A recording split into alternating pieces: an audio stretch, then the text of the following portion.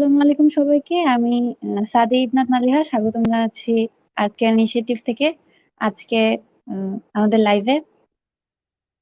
আজকে আমরা পরিবেশ নিয়ে পরিবেশ দূষণ নিয়ে আমরা সবাই মিলে বেশ আলোচনা করব। সবাইকে অসংখ্য ধন্যবাদ আমাদের সাথে যুক্ত হওয়ার জন্য। আমি আর্ট কেয়ার ইনিশিয়েটিভের কোঅর্ডিনেটর হিসেবে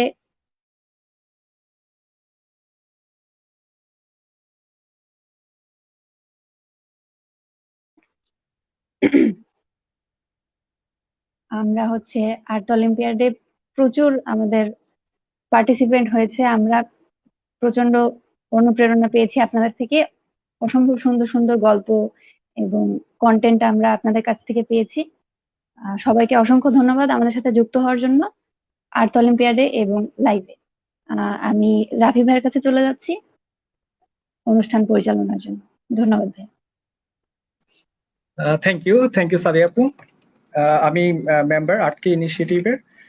তো আমরা আর্ট কেয়ার থেকে এই মাসের শুরু থেকে চেয়েছি সবার আমাদের মোটামুটি যারা বোঝে এবং যারা বোঝার পর্যায়ে আছেন তাদের থেকে শুরু করে সকলের মাঝে আমাদের পরিবেশ নিয়ে সচেতনতা বৃদ্ধি করার জন্য।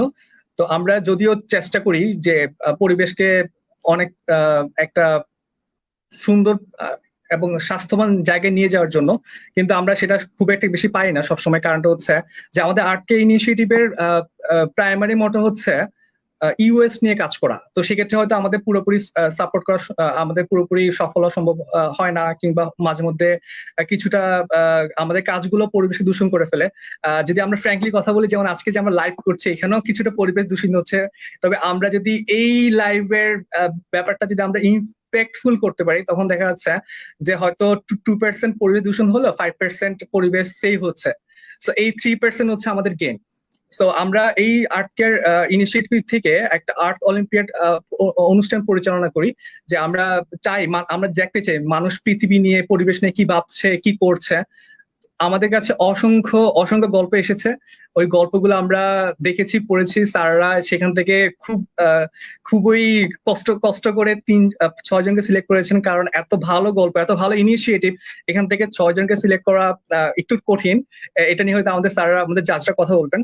তো আমরা চেয়েছি যে মানুষের প্রেরণার জায়গা, মানুষের কাজের জায়গা সম্পর্কে জানতে, এবং ওই কাজের জায়গাটা এবং প্রেরণার জায়গাটা আমরা প্রচার করতে, মানুষকে শিখাতে, যাতে করে ওটা পড়ে কিংবা ওটা দেখে আরেকজন মানুষ অনুপ্রাণিত হয়ে স্টেপ নেয়।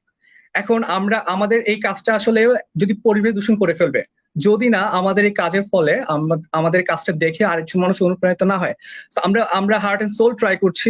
আপনারা যারা মোটামুটি জানেন পরিবেশ নিয়ে, কিংবা আমাদের মাধ্যমে জানছেন বা অন্য কোনো মাধ্যমে জানছেন, তো আমরা আশা করি আপনাদের একটা পদক্ষেপ, একটা স্টেপ আমাদের এই পরিবেশটাকে, আমাদের পৃথিবীটাকে বাসযোগ্য করে তুলবে। তো আমি প্রথমেই ধন্যবাদ দিতে চাই আমাদের সাথে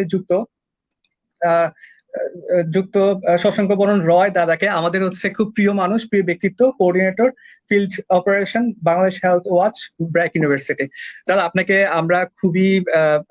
পেয়ে আমরা খুবই আনন্দিত, এবং আমরা আপনাকে শুভেচ্ছা জানাচ্ছি আমাদের সাথে যুক্ত হওয়ার জন্য। এবং আমাদের সাথে আছেন শামসুদ্দিন শিশির স্যার, পিএইচডি ফেলো, জাহাঙ্গীরনগর বিশ্ববিদ্যালয়। আমাদের সাথে আরো আমাদের শামীম ম্যাম এবং আমাদের মামুন স্যার যুক্ত হবেন। সো আমরা প্রথমেই চলে যেতে চাই, আমাদের প্রোগ্রামগুলো খুবই ইনফর্মাল হয়। সো আমরা আশা করি গল্প করবো, আমরা শিখবো, আমরা জানবো, আমরা স্যার এবং দাদা থেকে জানবো, শিখবো, এবং আমরা পদক্ষেপ নিব যাতে করে আমাদের পরিবেশ আরো বেশি স্বাস্থ্যবান হয় এবং পরিবেশের ভালো হয়। সো প্রথমেই আমরা চলে যাই আর্ট অলিম্পিয়াড নিয়ে। সো আর্ট অলিম্পিয়াডে আমাদের সময় ছিল 15 দিন। 15 দিনে আমরা সারা বাংলাদেশের প্রায় 50% জেলাতে পৌঁছতে পেরেছি। তাদের পদক্ষেপ গুলো আমরা জানতে পেরেছি, যে প্রত্যন্ত অঞ্চলে কিংবা বাসায় কিংবা এই শহুরের জীবনে ইট বালির এই বিল্ডিং এ তারা ছোট্ট করে তাদের একটা বাক্স কিংবা আইসক্রিমের বাক্স কিংবা পানির বোতলে তারা মাটি ভরে গাছ রোপণ করছে। এই গল্পগুলো আমাদেরকে অনেক বেশি অনুপ্রাণিত করেছে। এই গল্পগুলো আমরা পাঠিয়েছিলাম আমাদের জাজদের কাছে। আমাদের জাজ প্যানেলতে শামসুদ্দিন শিশির স্যার আমাদের সাথে যুক্ত আছেন। স্যার, আপনার কাছে এইটাই আপনার অভিজ্ঞতা জানতে চাচ্ছি, যে তরুণরা মোটামুটি এগিয়ে আসছে বা আসার চেষ্টা করছে, তারা ভাবছে কিছুটা হলেও। এই ব্যাপারটা আপনি কিভাবে দেখছেন স্যার, কিংবা আপনার অভিজ্ঞতা জানতে চাচ্ছি আর্ট অলিম্পিয়াড নিয়ে। অনেক ধন্যবাদ রাফি এবং সাদিয়াকে। আমি শ্রদ্ধা জানাচ্ছি শশাঙ্ক বরণ রায় এবং আমার বিশ্ববিদ্যালয়ের দুজন শিক্ষক, জাহাঙ্গীরনগর বিশ্ববিদ্যালয়ের, এবং আপনারা যারা আমাদের শুনছেন, আমি সকলের প্রতি বিনম্র শ্রদ্ধা জানাচ্ছি। আমার খুব ভালো লেগেছে একটি বিষয় যে আর্ট অলিম্পিয়াড একটি সুন্দর রচনা প্রতিযোগিতার আয়োজন করেছে। যে এই প্রজন্মের শিক্ষার্থী যারা আছেন তারা তাদের পরিবেশটাকে কিভাবে রক্ষা করেছেন এবং আগামীর যে পৃথিবী আমরা চাচ্ছি সেই পৃথিবীটাকে তারা কিভাবে দেখতে চাচ্ছেন এবং তাদের লেখার ভিতর দিয়েই তারা অন্যকে কিভাবে অনুপ্রাণিত করছেন। আমার খুব ভালো লেগেছে যে একজনের লেখা পড়লাম যে তিনি একটা বাসায় ছিলেন, যে বাসাটায় ছিলেন সেই বাসাটা বিভিন্ন গাছপালায় পরিপূর্ণ ছিল, কিন্তু সে বাসা থেকে তারা যখন অন্য একটা বাসায় চলে যাচ্ছিল শিফট করে, তখন যাওয়ার সময় অনেক কষ্ট করে একটি গাছের চারা নিয়ে গেছে এবং সেই চারাটা তিনি তার নতুন বাসায় রোপণ করেছেন, নতুন বাসার সামনে। আর দেখতে দেখতে সেই গাছটিও অনেক বড় হয়ে গেছে এবং সেই গাছ থেকে যখন ফুল ফল হয়, যখন সবুজ পাতা গজায়, তখন তার আনন্দ আর ধরে না। এভাবেই সে আস্তে আস্তে কি করেছে, তার ঘরের সামনের যে ছোট্ট জায়গাটা আছে, যে বারান্দাটা আছে, বারান্দার যে গ্রিল গুলো আছে, সমস্ত কিছু সেই মানে তার প্রিয় সব ফুল এবং সবজির চাষ গাছ দিয়ে সে ভরিয়ে দিয়েছে। এবং আমি আরেকটি লেখা পড়েছি যে বিশ্ববিদ্যালয়ের শিক্ষকদের দ্বারা অনুপ্রাণিত হয়ে একজন শিক্ষার্থী বিভিন্ন ধরনের পরিবেশ উন্নয়নের কাজে, পরিবেশকে রক্ষা করার কাজে, মানে চারা রোপণের কাজে এবং বিভিন্ন জায়গায় পরিষ্কার পরিচ্ছন্নতার কাজে তিনি নিজেকে নিয়োজিত করেছেন এবং সেখানে কাজ করে তিনি আনন্দ উপভোগ করছেন, তার ভালো লাগা। এবং খুব বজপাড়া গায়ের যেসব শিক্ষার্থীরা আছেন তারাও দেখা যাচ্ছে যে ধীরে ধীরে তাদের যে কার্যক্রমগুলো আছে, তাদের যে গাছপালাগুলো আছে, সেগুলোকে তারা রক্ষা করার চেষ্টা করছেন। আবার অনেকে দেখা গেল যে কোনো জায়গায় একটা পলিথিন পড়ে আছে, সেটা তুলে ফেলে দিচ্ছেন, বা পলিথিনের যে বিরূপ প্রতিক্রিয়াগুলো আছে আমাদের পরিবেশের উপর, সেগুলো সম্পর্কে তিনি সচেতন হয়েছেন বা সচেতন করছেন। আমাদের এই যে স্কুল এবং কলেজ বা বিশ্ববিদ্যালয়ের শিক্ষার্থীদের মধ্যে এই সচেতনতা বোধটা আমাকে অনেক বেশি প্রাণিত করেছে এবং আমার খুব ভালো লাগলো লেখাগুলো পড়ে। এই লেখাগুলোর মধ্য দিয়েই কিন্তু তাদের মনের ভেতরের যে ভাবনাটা আছে, তারা আগামীর দেশকে কিভাবে দেখতে চায়, সমাজকে কিভাবে দেখতে চায়, আগামীর পৃথিবী কিভাবে দেখতে চায়, সেটা তুলে ধরেছে। এবং তাদের লেখাগুলো যদি আমরা পড়ি, এত বেশি মোটিভেশনাল লেখাগুলো ছিল।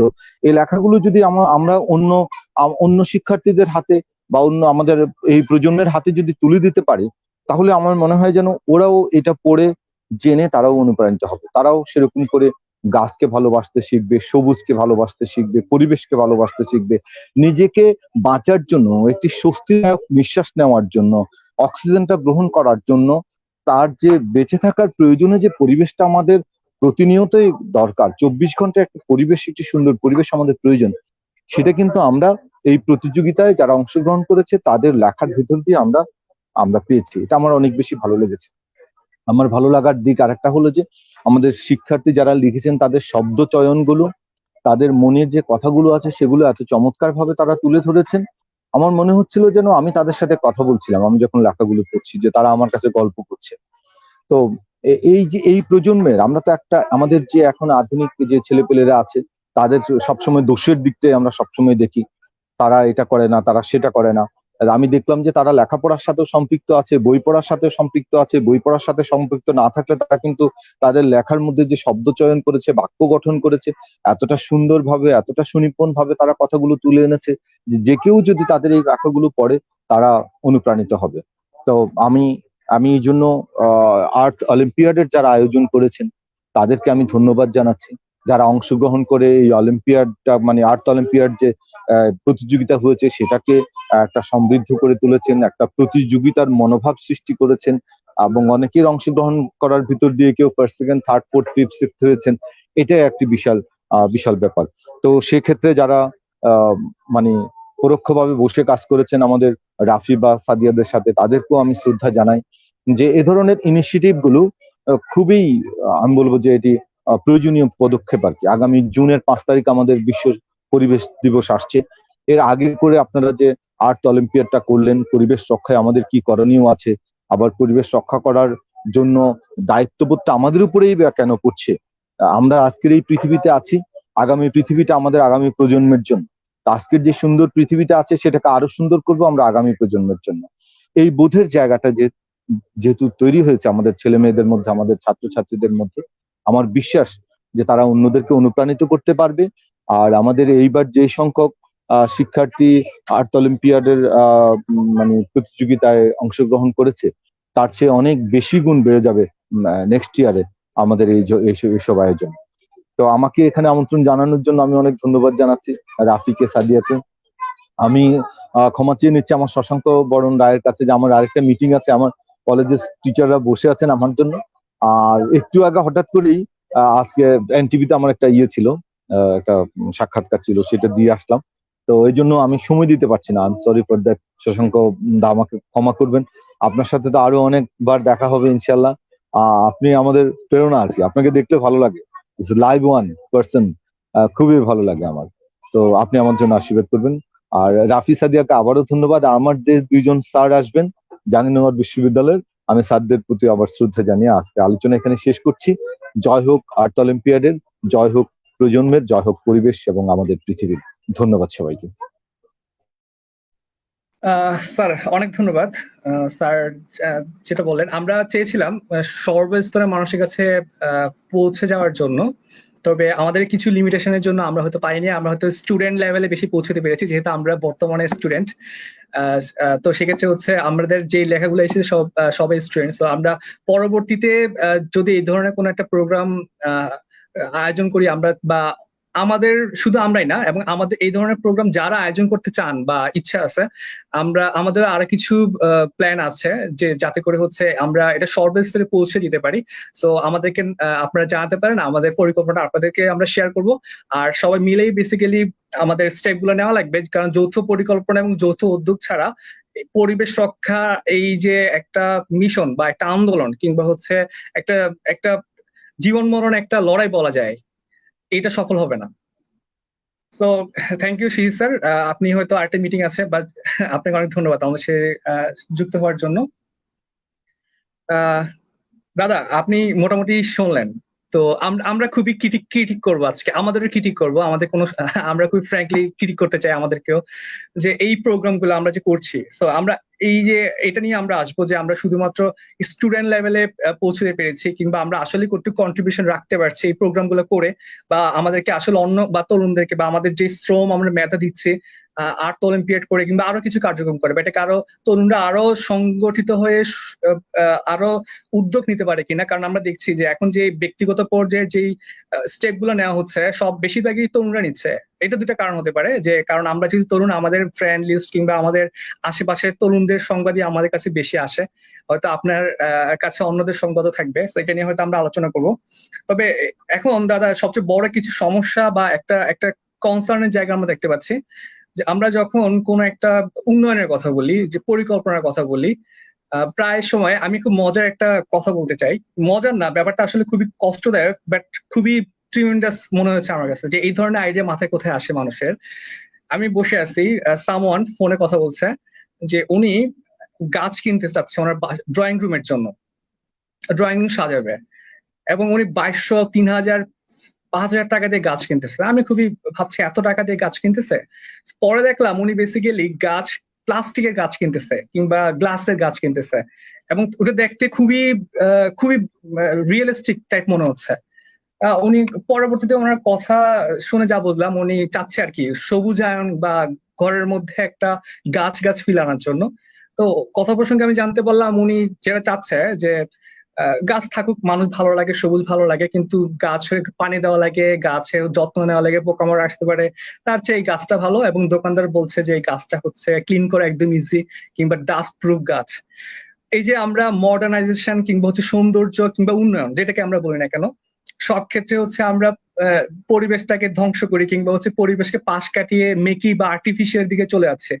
কিংবা রিসেন্টলি একটা উদ্যানে উন্নয়নের জন্য দেখা যাচ্ছে গাছ কাটা নিয়ে বড় একটা হিড়িক পড়ে গেছে, এবং গাছ বাঁচাও, এই কোভিড-এর মধ্যে মোটামুটি সবাইকে মোটামুটি আন্দোলন করতে হয়েছে। কিংবা আমরা যখন কোনো একটা কাজ করি সেখানে দেখা যায়, যেমন রাস্তা সম্প্রসারণ বা যেখানে কিছু করি না কেন, যে সবার আগে আমরা পরে হচ্ছে গাছ, পরিবেশ। কিংবা পরিবেশ মানে এমন না শুধু গাছ, সেটা পানি হতে পারে বা অন্যান্য উপাদানগুলো থাকতে পারে। এটাও একটা কনসার্নের জায়গা যে আমরা পরিবেশ নিয়ে আমরা যে প্রোগ্রামটা করলাম এখানে শুধু গাছ রিলেটেড কন্টেন্ট আসছে কেন? এখন পর্যন্ত মানুষ শুধু গাছকেই পরিবেশের একটা অংশ মনে করছে।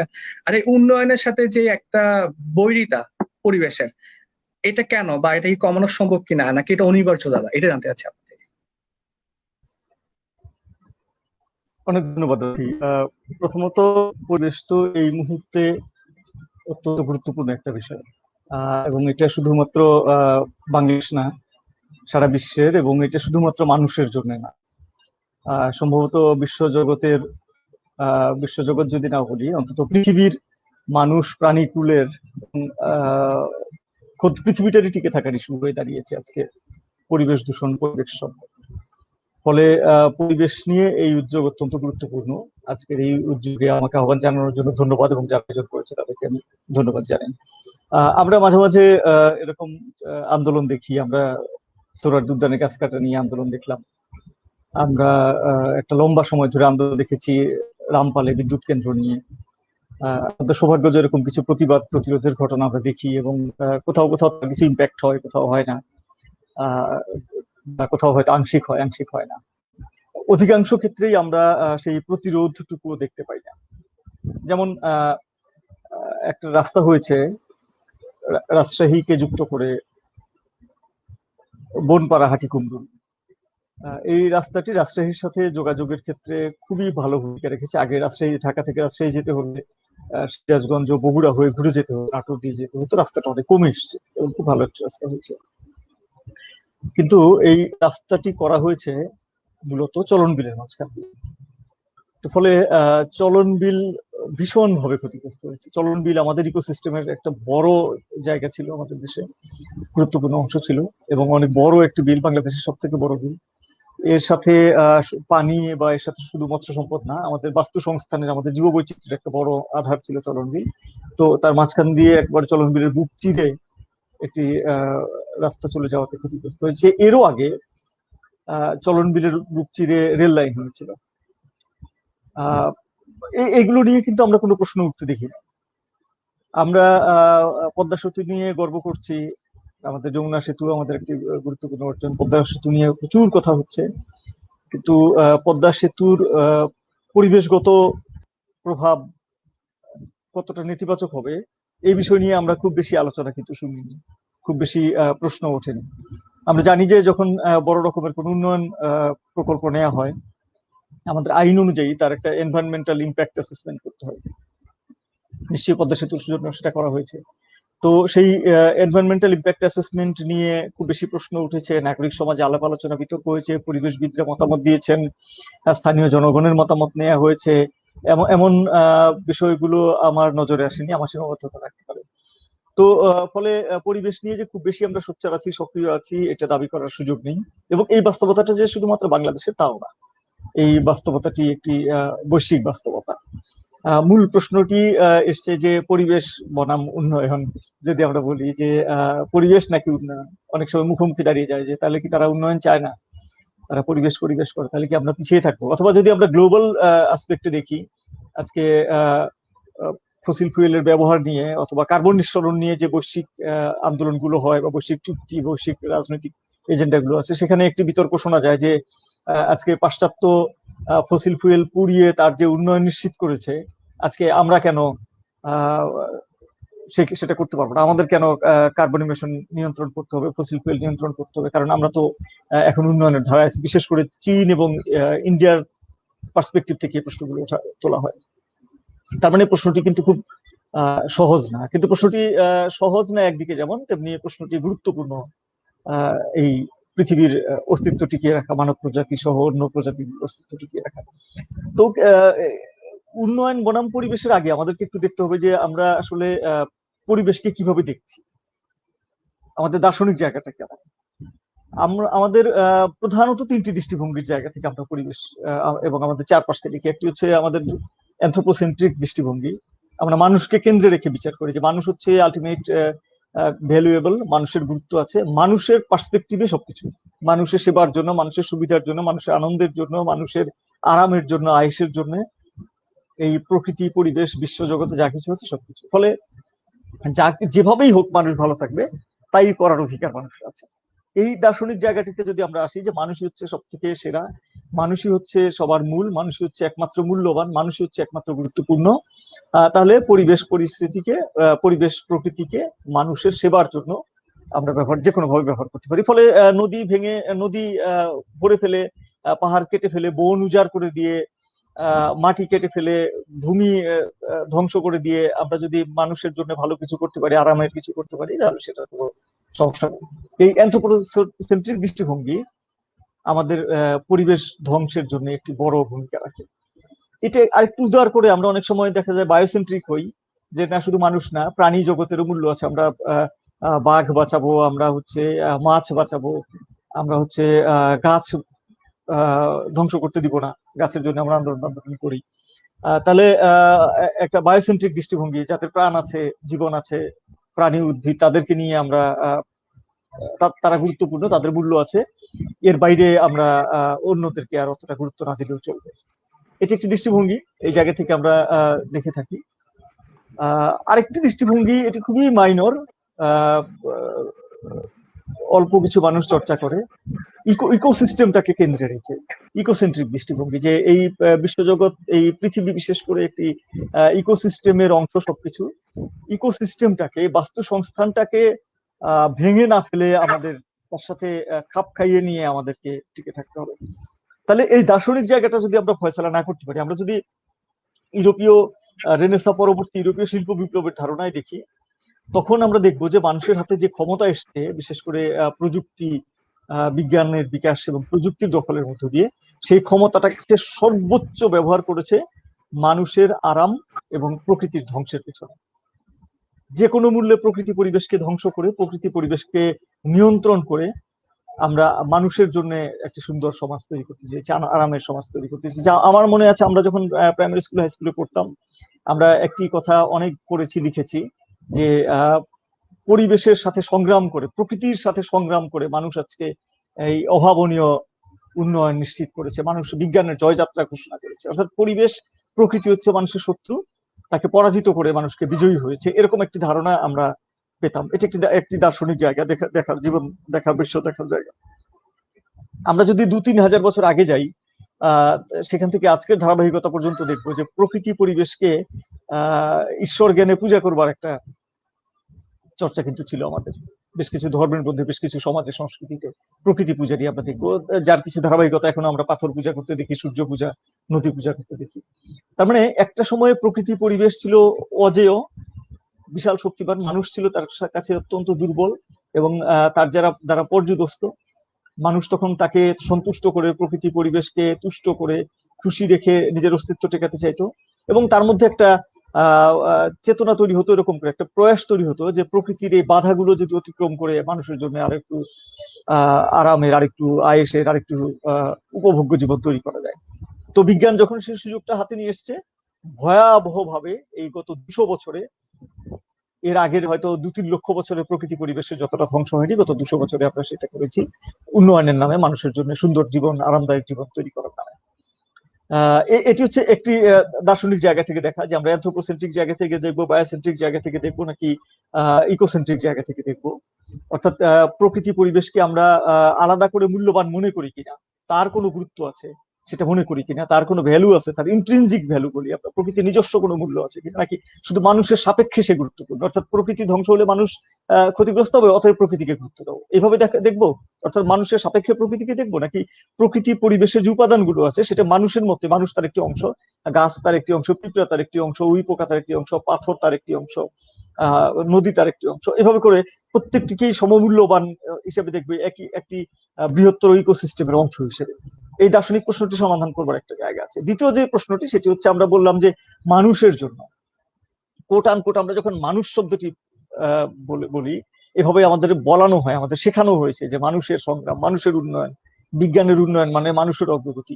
যদি আমরা একটু গত 200 বছর 300 বছরের এই প্রকৃতি পরিবেশ ধ্বংসের ইতিহাসটা যাচাই করে দেখি, যে এই ধ্বংসের মূল্যে মানুষ যা কিছু পেয়েছে, কোট আনকোট মানুষ যা কিছু অর্জন করেছে, তার ভাগ কত শতাংশ মানুষ ভোগ করে। আজকে যদি অর্থনৈতিক যে উন্নয়নের প্রশ্নটি আসলো, উন্নয়নকে আমরা যদি জিডিপি দিয়ে দেখি, আমরা যদি উন্নয়নকে অবকাঠামো দিয়ে দেখি, উন্নয়নকে যদি আমরা অর্থনৈতিক অগ্রগতি দিয়ে বিবেচনা করি, তাহলে সেই উন্নয়নের সুফল কতজন মানুষ ভোগ করছে, কত ভাগ মানুষ ভোগ করছে? নিশ্চয়ই 1/1-2 বেশি না। সারা পৃথিবীর 10-20টা দেশের মানুষ এবং অন্য দেশগুলোর 1-2%, 5% মানুষ সেটি ভোগ করছে। অর্থাৎ মানুষের উন্নয়ন বলে আমরা আসলে অল্প কিছু মানুষের, যারা পুঁজি তৈরি করছে, যারা বিত্ত বৈভব তৈরি করছে, তাদের স্বার্থটাকে প্রধান রেখে সেটাকে মানুষের স্বার্থ বলে চালিয়ে দিয়ে আমরা প্রকৃতি পরিবেশকে ধ্বংস করছি, প্রকৃতি পরিবেশের উপরে নিয়ন্ত্রণ করছি। তার মানে প্রশ্নটি শুধু দার্শনিক নয়। একটি যেমন দার্শনিক প্রশ্ন আছে, প্রকৃতি পরিবেশকে আমরা কিভাবে দেখছি, দ্বিতীয় প্রশ্নটি হচ্ছে রাজনৈতিক এবং অর্থনৈতিক। অর্থাৎ যে রাষ্ট্রগুলো তারা কাদের স্বার্থ দেখছে এবং যে অর্থনৈতিক ব্যবস্থা, সেই অর্থনৈতিক ব্যবস্থা কাদের স্বার্থ দেখছে? সে কি পুঁজিপতির স্বার্থ দেখছে? সে কি বিলিয়নিয়ারদের স্বার্থ দেখছে? সে কি শিল্পপতিদের স্বার্থ দেখছে? সে কি শুধুমাত্র ব্যবসায়ীদের স্বার্থ দেখছে? এটি একটি প্রশ্ন, রাষ্ট্র এবং অর্থনীতির প্রশ্ন। দ্বিতীয় প্রশ্নটি হচ্ছে সমাজ এবং সংস্কৃতির প্রশ্ন, যে সেই সমাজে পরিবেশ ধ্বংসের যে প্রক্রিয়া, সেটিকে রুখে দেবার মতো সাংস্কৃতিক উপাদানগুলো আছে কিনা, নাগরিক উপাদানগুলো আছে কিনা, নাগরিক চাপ আছে কিনা, আন্দোলন আছে কিনা, রাষ্ট্রকে বাধ্য করবার মতো আইন তৈরি করা, আইন মানতে বাধ্য করবার মতো চাপ তৈরি করা, এবং সাংস্কৃতিক উপাদানগুলো আছে কিনা, যে সেই সমাজের সংস্কৃতি প্রকৃতিকে মূল্য দেয়, প্রকৃতির নিজস্ব মূল্য আছে বলে। অর্থাৎ ব্যাপারটি হচ্ছে কয়েকটি জায়গা থেকে, একটি হচ্ছে সামাজিক, একটি হচ্ছে সাংস্কৃতিক, একটি হচ্ছে অর্থনৈতিক, রাজনৈতিক এবং দার্শনিক। ফলে পরিবেশ বনাম উন্নয়ন এটি খুব সহজ কোনো প্রশ্ন নয়, এটি সহজ কোনো উত্তরও নেই, কিন্তু এটি অত্যন্ত গুরুত্বপূর্ণ একটা প্রশ্ন। আজকে আমাদের পুরো মানব প্রজাতিকেই ভাবতে হবে যে পরিবেশ ধ্বংস করতে করতে, প্রকৃতির উপরে নিয়ন্ত্রণ করতে করতে, বিজয় ঘোষণা করতে করতে আমরা আসলে প্রকৃতি পরিবেশের মূল্যকে অস্বীকার করছি, একই সাথে আমরা এই বিশ্বটাকে মানুষ প্রাণীদের বাসযোগ্য থাকতে দিচ্ছি না। শেষ যে মন্তব্যটি করে আমি শেষ করি আর কি, সেটি হচ্ছে এই পৃথিবীতে যদি 1,00,000 কোটি প্রাণী থাকে, একমাত্র প্রজাতি মানুষ যারা প্রত্যেকের জন্য ক্ষতিকর হিসেবে নিজেদেরকে দাঁড় করিয়েছে। আমি জানি না ওই পোকারা, গাছেরা, প্রাণীরা, নদীরা আমাদেরকে ঘৃণা করতে পারে কিনা, সেই অনুভূতি তাদের আছে কিনা। যদি থাকতো তাহলে সব থেকে ঘৃণার চোখে তারা মানুষকেই দেখতো। অনেক ধন্যবাদ। থ্যাংক ইউ দাদা, আমরা আসলে অনেক কিছু জানলাম। আমাদের কোশ্চেন গুলো আসলে কোশ্চেন করার জন্য আসলে অনেক বেশি নলেজ থাকা প্রয়োজন অ্যাপ্রোপ্রিয়েট কোশ্চেন করার জন্য।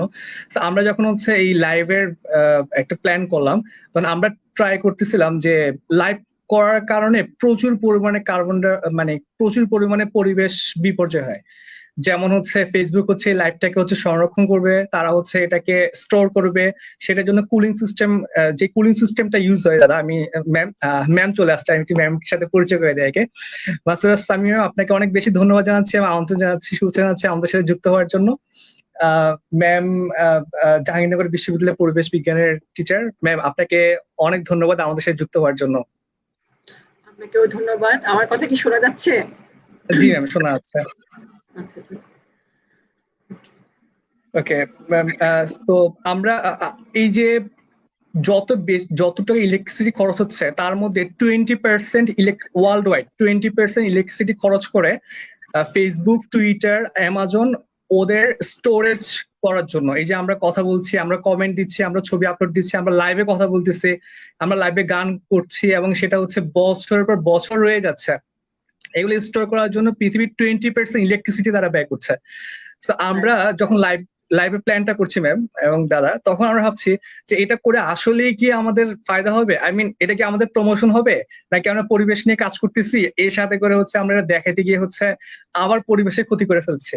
তো আমরা যেটা সিদ্ধান্ত নিয়েছি যে একটা নির্দিষ্ট সময় পর আমরা হচ্ছে এই লাইভের ভিডিওটা ডিলিট করে ফেলবো, যাতে এটা স্টোর করার জন্য আবার হচ্ছে বিশাল বড় একটা ইলেকট্রিসিটি এবং রক্ষণাবেক্ষণের জন্য আবার পরিবেশের সমস্যা হয় কিনা।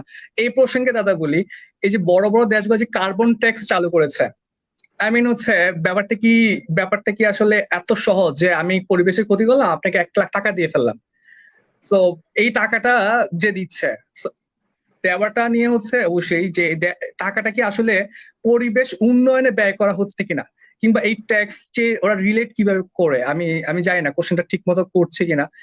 তো এই ব্যাপারটা নিয়ে দাদা একটু জানতে চাচ্ছিলাম, আপনারা যদি এই ব্যাপারে কিছু বলতেন যে লাইক আমি উন্নত দেশগুলো কি করছে যে তারা হচ্ছে পরিবেশ দূষণের ওদের কারণে পরিবেশ দূষণের ফলে উন্নত কিংবা সমুদ্র তীরবর্তী যে দেশগুলা আক্রান্ত হচ্ছে বা সমস্যার সম্মুখীন হচ্ছে, তাদেরকে একটা ফাইন্যান্সিয়াল স্কিম কিংবা হচ্ছে এইড দেওয়ার ট্রাই করছে।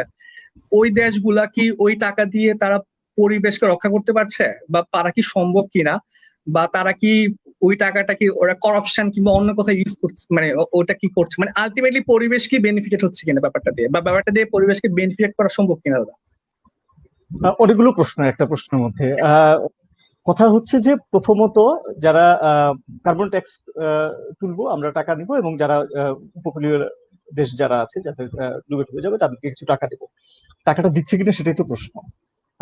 যে কমিটমেন্ট ছিল সেই কমিটমেন্ট অনুযায়ী টাকা সেই দেশগুলোকে দেয়া হচ্ছে না। সেই দেশগুলোতে টাকা গিয়ে কতটা দুর্নীতি হবে, কতটা মানুষের কাছে যাবে, সেটা আরেকটা গভর্নেন্সের প্রশ্ন। সেটা আবার ভিন্ন প্রশ্ন আর কি, ওই প্রশ্নটা এখানে না আসি। হয়তো টাকাটা তারা আমি জানি না, এখন পর্যন্ত আমরা অন্তত বাংলাদেশে সেই অর্থে কোনো সহায়তা, মানে ইয়েতে আমাদের মালদ্বীপে খুব বেশি সহায়তা এসছে বলে আমার জানা নেই। তারও আগে একটা তথ্য আর কি, ধনী দেশগুলোর তো পরিবেশ আইন যথেষ্ট কঠোর, তাদের নীতিমালা আছে, তাদের এখানে পরিবেশ দূষণ করা যাবে না, তারা পরিবেশের জন্য অনেক সভ্য উন্নত কোটানকোট, তারা পরিবেশের ক্ষতি টতি খুব একটা করবে না, যা সর্বনাশ করা আগে করেছে এখন আর খুব বেশি করবে না। তাদের সুশাসন আছে, তাদের নাগরিক সমাজ আছে। কিন্তু তারা যে জামাটা কিনবে, সেই জামাটা বানাতে যে পরিবেশটা দূষণ হবে, সেই দূষণটা হবে হচ্ছে বাংলাদেশে। এবং তাহলে দুটো সুবিধা হচ্ছে তাদের, একটি হচ্ছে যে তারা খুব কম দামে জামাটা কিনতে পারছে, দ্বিতীয়টি সুবিধাটি হচ্ছে যে তাদের পরিবেশটা ধ্বংস হচ্ছে না। ধ্বংস হচ্ছে আমাদের আমিন বাজারে, ধ্বংস হচ্ছে আমাদের কেরানীগঞ্জের। আমি টাটকা শাক নিয়ে আসি বাজার থেকে, আমার মোহাম্মদপুর আদাবরে বাসা, একদম ঝকঝকে শাকটি নিয়ে আসি আমি সকালে কেরানীগঞ্জ থেকে, সাভার থেকে উঠে আসে, কিন্তু আমি জানি যে এটা ডাইং এর কেমিক্যাল পানি দিয়ে চাষ করা হয়েছে, কারণ ডাইং এর কেমিক্যাল পানি ছাড়া ঢাকার আশেপাশের জেলাগুলোতে সবজি চাষ করার উপায় নেই। এরকম একটা ভয়ঙ্কর বাস্তবতাতে আমাদেরকে ঠেলে দিয়েছে এই পরিবেশবাদী উন্নত দেশগুলো। আমি একবার খুব প্রশংসা করছিলাম স্ক্যান্ডিনেভিয়ান কান্ট্রি গুলোতে, তো আমার একজন সিনিয়র আমাকে বললেন যে হ্যাঁ, ওরা তো অনেক ভালো, আইনের শাসন, দুর্নীতি, নারী, সম্পদ বৈষম্য, সামাজিক ন্যায় বিচার, সব দিক ইন্ডিকেটরই কিন্তু স্ক্যান্ডিনেভিয়ান কান্ট্রি গুলো খুব ভালো। কিন্তু ওরা যে আমাদের পাঠালো, জাহাজ পাঠালো, ভয়ঙ্কর রাসায়নিক দূষণ সমৃদ্ধ জাহাজ, যেটা ওদের দেশে ভাঙা যাবে না, সেই জাহাজ যে বাংলাদেশে পাঠিয়ে দিল। তারা যে মধ্যপ্রাচ্যে অস্ত্রগুলো বিক্রি করছে, তাদের নিজেদের সেনাবাহিনী নেই, যুদ্ধ নেই, কি শান্তি আর শান্তি। তাদের কারাগারগুলো দিন দিন বন্ধ হয়ে যাচ্ছে, আমরা কত গর্ব করে সেই ছবি শেয়ার করি। কিন্তু তারা যে মধ্যপ্রাচ্যে অস্ত্র বিক্রি করছে, সেই অস্ত্র যে ইয়েমেনের শিশুদের উপরে বোমা মারছে। তার মানে প্রশ্নটা অতটা সহজ নয়। যদি আমি বলি যে কার্বন ট্যাক্স তুলে ওরা বাংলাদেশকে টাকা দিচ্ছে, মানুষকে তো আমরা একটা জাতি হিসেবে আর দেখি নাই, মানুষকে আমরা ভাগ করেছি 200টি দেশে, আমরা কিছু রেখা তৈরি করেছি আমাদের জিওগ্রাফির, তাই না? আমিনবাজারের ওই মানুষের যখন চর্মরোগ হয়, ওর যখন কিডনিতে সমস্যা হয়, আমার সন্তান যখন এই পলিউটেড ভেজিটেবল খাওয়ার কারণে সংকটের মধ্যে পড়বে, তখন মানব প্রজাতির একজন সদস্য সংকটে পড়বে। সে বাংলাদেশে নাকি সে মার্কিন যুক্তরাষ্ট্রে নাকি সে সুইডেনের নাকি সে ইয়েমেনের, এটা কিন্তু গুরুত্বপূর্ণ না। এভাবে যদি আমরা দেখতে পারতাম, তাহলেই আমরা বলতে পারতাম যে আমরা পরিবেশের জন্য কাজ করছি। ফলে এইগুলো আপাতত ম্যানেজমেন্টের জন্য ইস্যু, এগুলোর জন্য দাবি তুলতে হবে খুব শক্তভাবে। প্রথম বিশ্বের যারা বিশ্বের সিংহভাগ কার্বন করে, দূষণ করে, তাদের উপরে চাপ তৈরি করতে হবে যে ক্ষতিগ্রস্ত দেশগুলোতে তোমরা তহবিল বরাদ্দ দাও, এটা তাদের অধিকার, এটা কোনো দয়া না, দাক্ষিণ্য না। ক্ষতিগ্রস্ত দেশগুলোকে সরকারকে চাপে রাখতে হবে যে এটির সুশাসন নিশ্চিত হোক। এগুলো অবশ্যই করতে হবে, আমি এগুলোকে কোনোভাবেই খাটো করছি না। আমরা আশা করবো মার্কিন যুক্তরাষ্ট্রের সরকার পরিবর্তনের পরে একটা ইতিবাচক পরিবর্তন আসবে। এর আগের সরকার তো অনেক বেশি পরিবেশ বিরোধী সরকার ছিল, আমি জানি না কতটা আসবে, আমরা আশা করি আর কি সারা পৃথিবী। কিন্তু প্রধান যে প্রশ্নটি সেটি হচ্ছে, আমরা তাত্ত্বিক জায়গা থেকে, আমরা দার্শনিক জায়গা থেকে, আমরা রাজনৈতিক অর্থনৈতিক জায়গা থেকে পরিবেশ বিষয়টাকে, প্রকৃতি বিষয়টাকে কিভাবে দেখছি। আমরা বাংলাদেশে ব্যাপক সেলিব্রেট করেছি। আমি শেষ যে উদাহরণটি দেব, আমাদের একজন হচ্ছে হিমালয়ের সর্বোচ্চ শৃঙ্গে উঠেছে, সারা দেশ জুড়ে ব্যাপক সেলিব্রেশন হয়েছে, তাকে আমরা ডেকেছি। হ্যাঁ, হিমালয়ের উপরে তোমাকে যেতে হবে কেন? তোমার কাজটা কি হিমালয়ের মাথার উপরে? বনের গভীরে তোমার কাজটা কি? সমুদ্রের গভীরে তোমার দরকারটা কি? অর্থাৎ প্রকৃতি পরিবেশকে করায়ত্ত করবা, তাকে দখল করবা, তার উপরে বিজয় ঘোষণা করো, পাহাড়ের উপরে গিয়ে পতাকা উড়িয়ে যে আমরা যে অহংকারের ঘোষণা দিই, এটা কোট আনকোট আশা করি কেউ আহত হবে না, অসভ্যতা, এটা কোনো সভ্যতা না। এবং এই অসভ্যতার মানসিকতা থেকে বের না হয়ে আসলে আমরা প্রকৃতি পরিবেশের মূল সমস্যাটাকে আমরা সমাধান করতে পারবো না। আমি বিনীতভাবে ক্ষমা চেয়ে নিই। এখন আমার দুজন শিক্ষক আছেন, বিশ্ববিদ্যালয়ের শিক্ষক, আমি একেবারে সাধারণ মানুষ, পরিবেশ বা এসব বিষয়ে আমি অ্যাক্টিভিস্টও না, আমি বিশেষজ্ঞও না, আমি একজন সাধারণ মানুষের অনুভূতির জায়গা থেকে বলেছি। আমার বিশ্বাস ওনারা আরো চমৎকার ভাবে বিষয়গুলোকে নিয়ে আসবেন। অনেক ধন্যবাদ।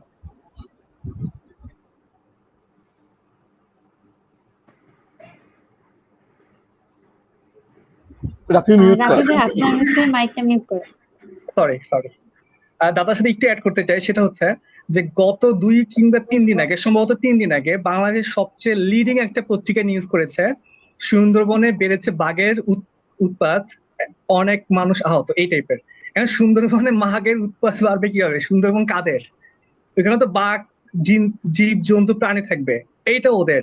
এখন এটাতে কি মানুষের উৎপাত বাড়ছে নাকি বাঘের বাড়ছে এটা ঠিক জানি না। ওরা মানে এটা আসলে খুব হতাশার ছিল।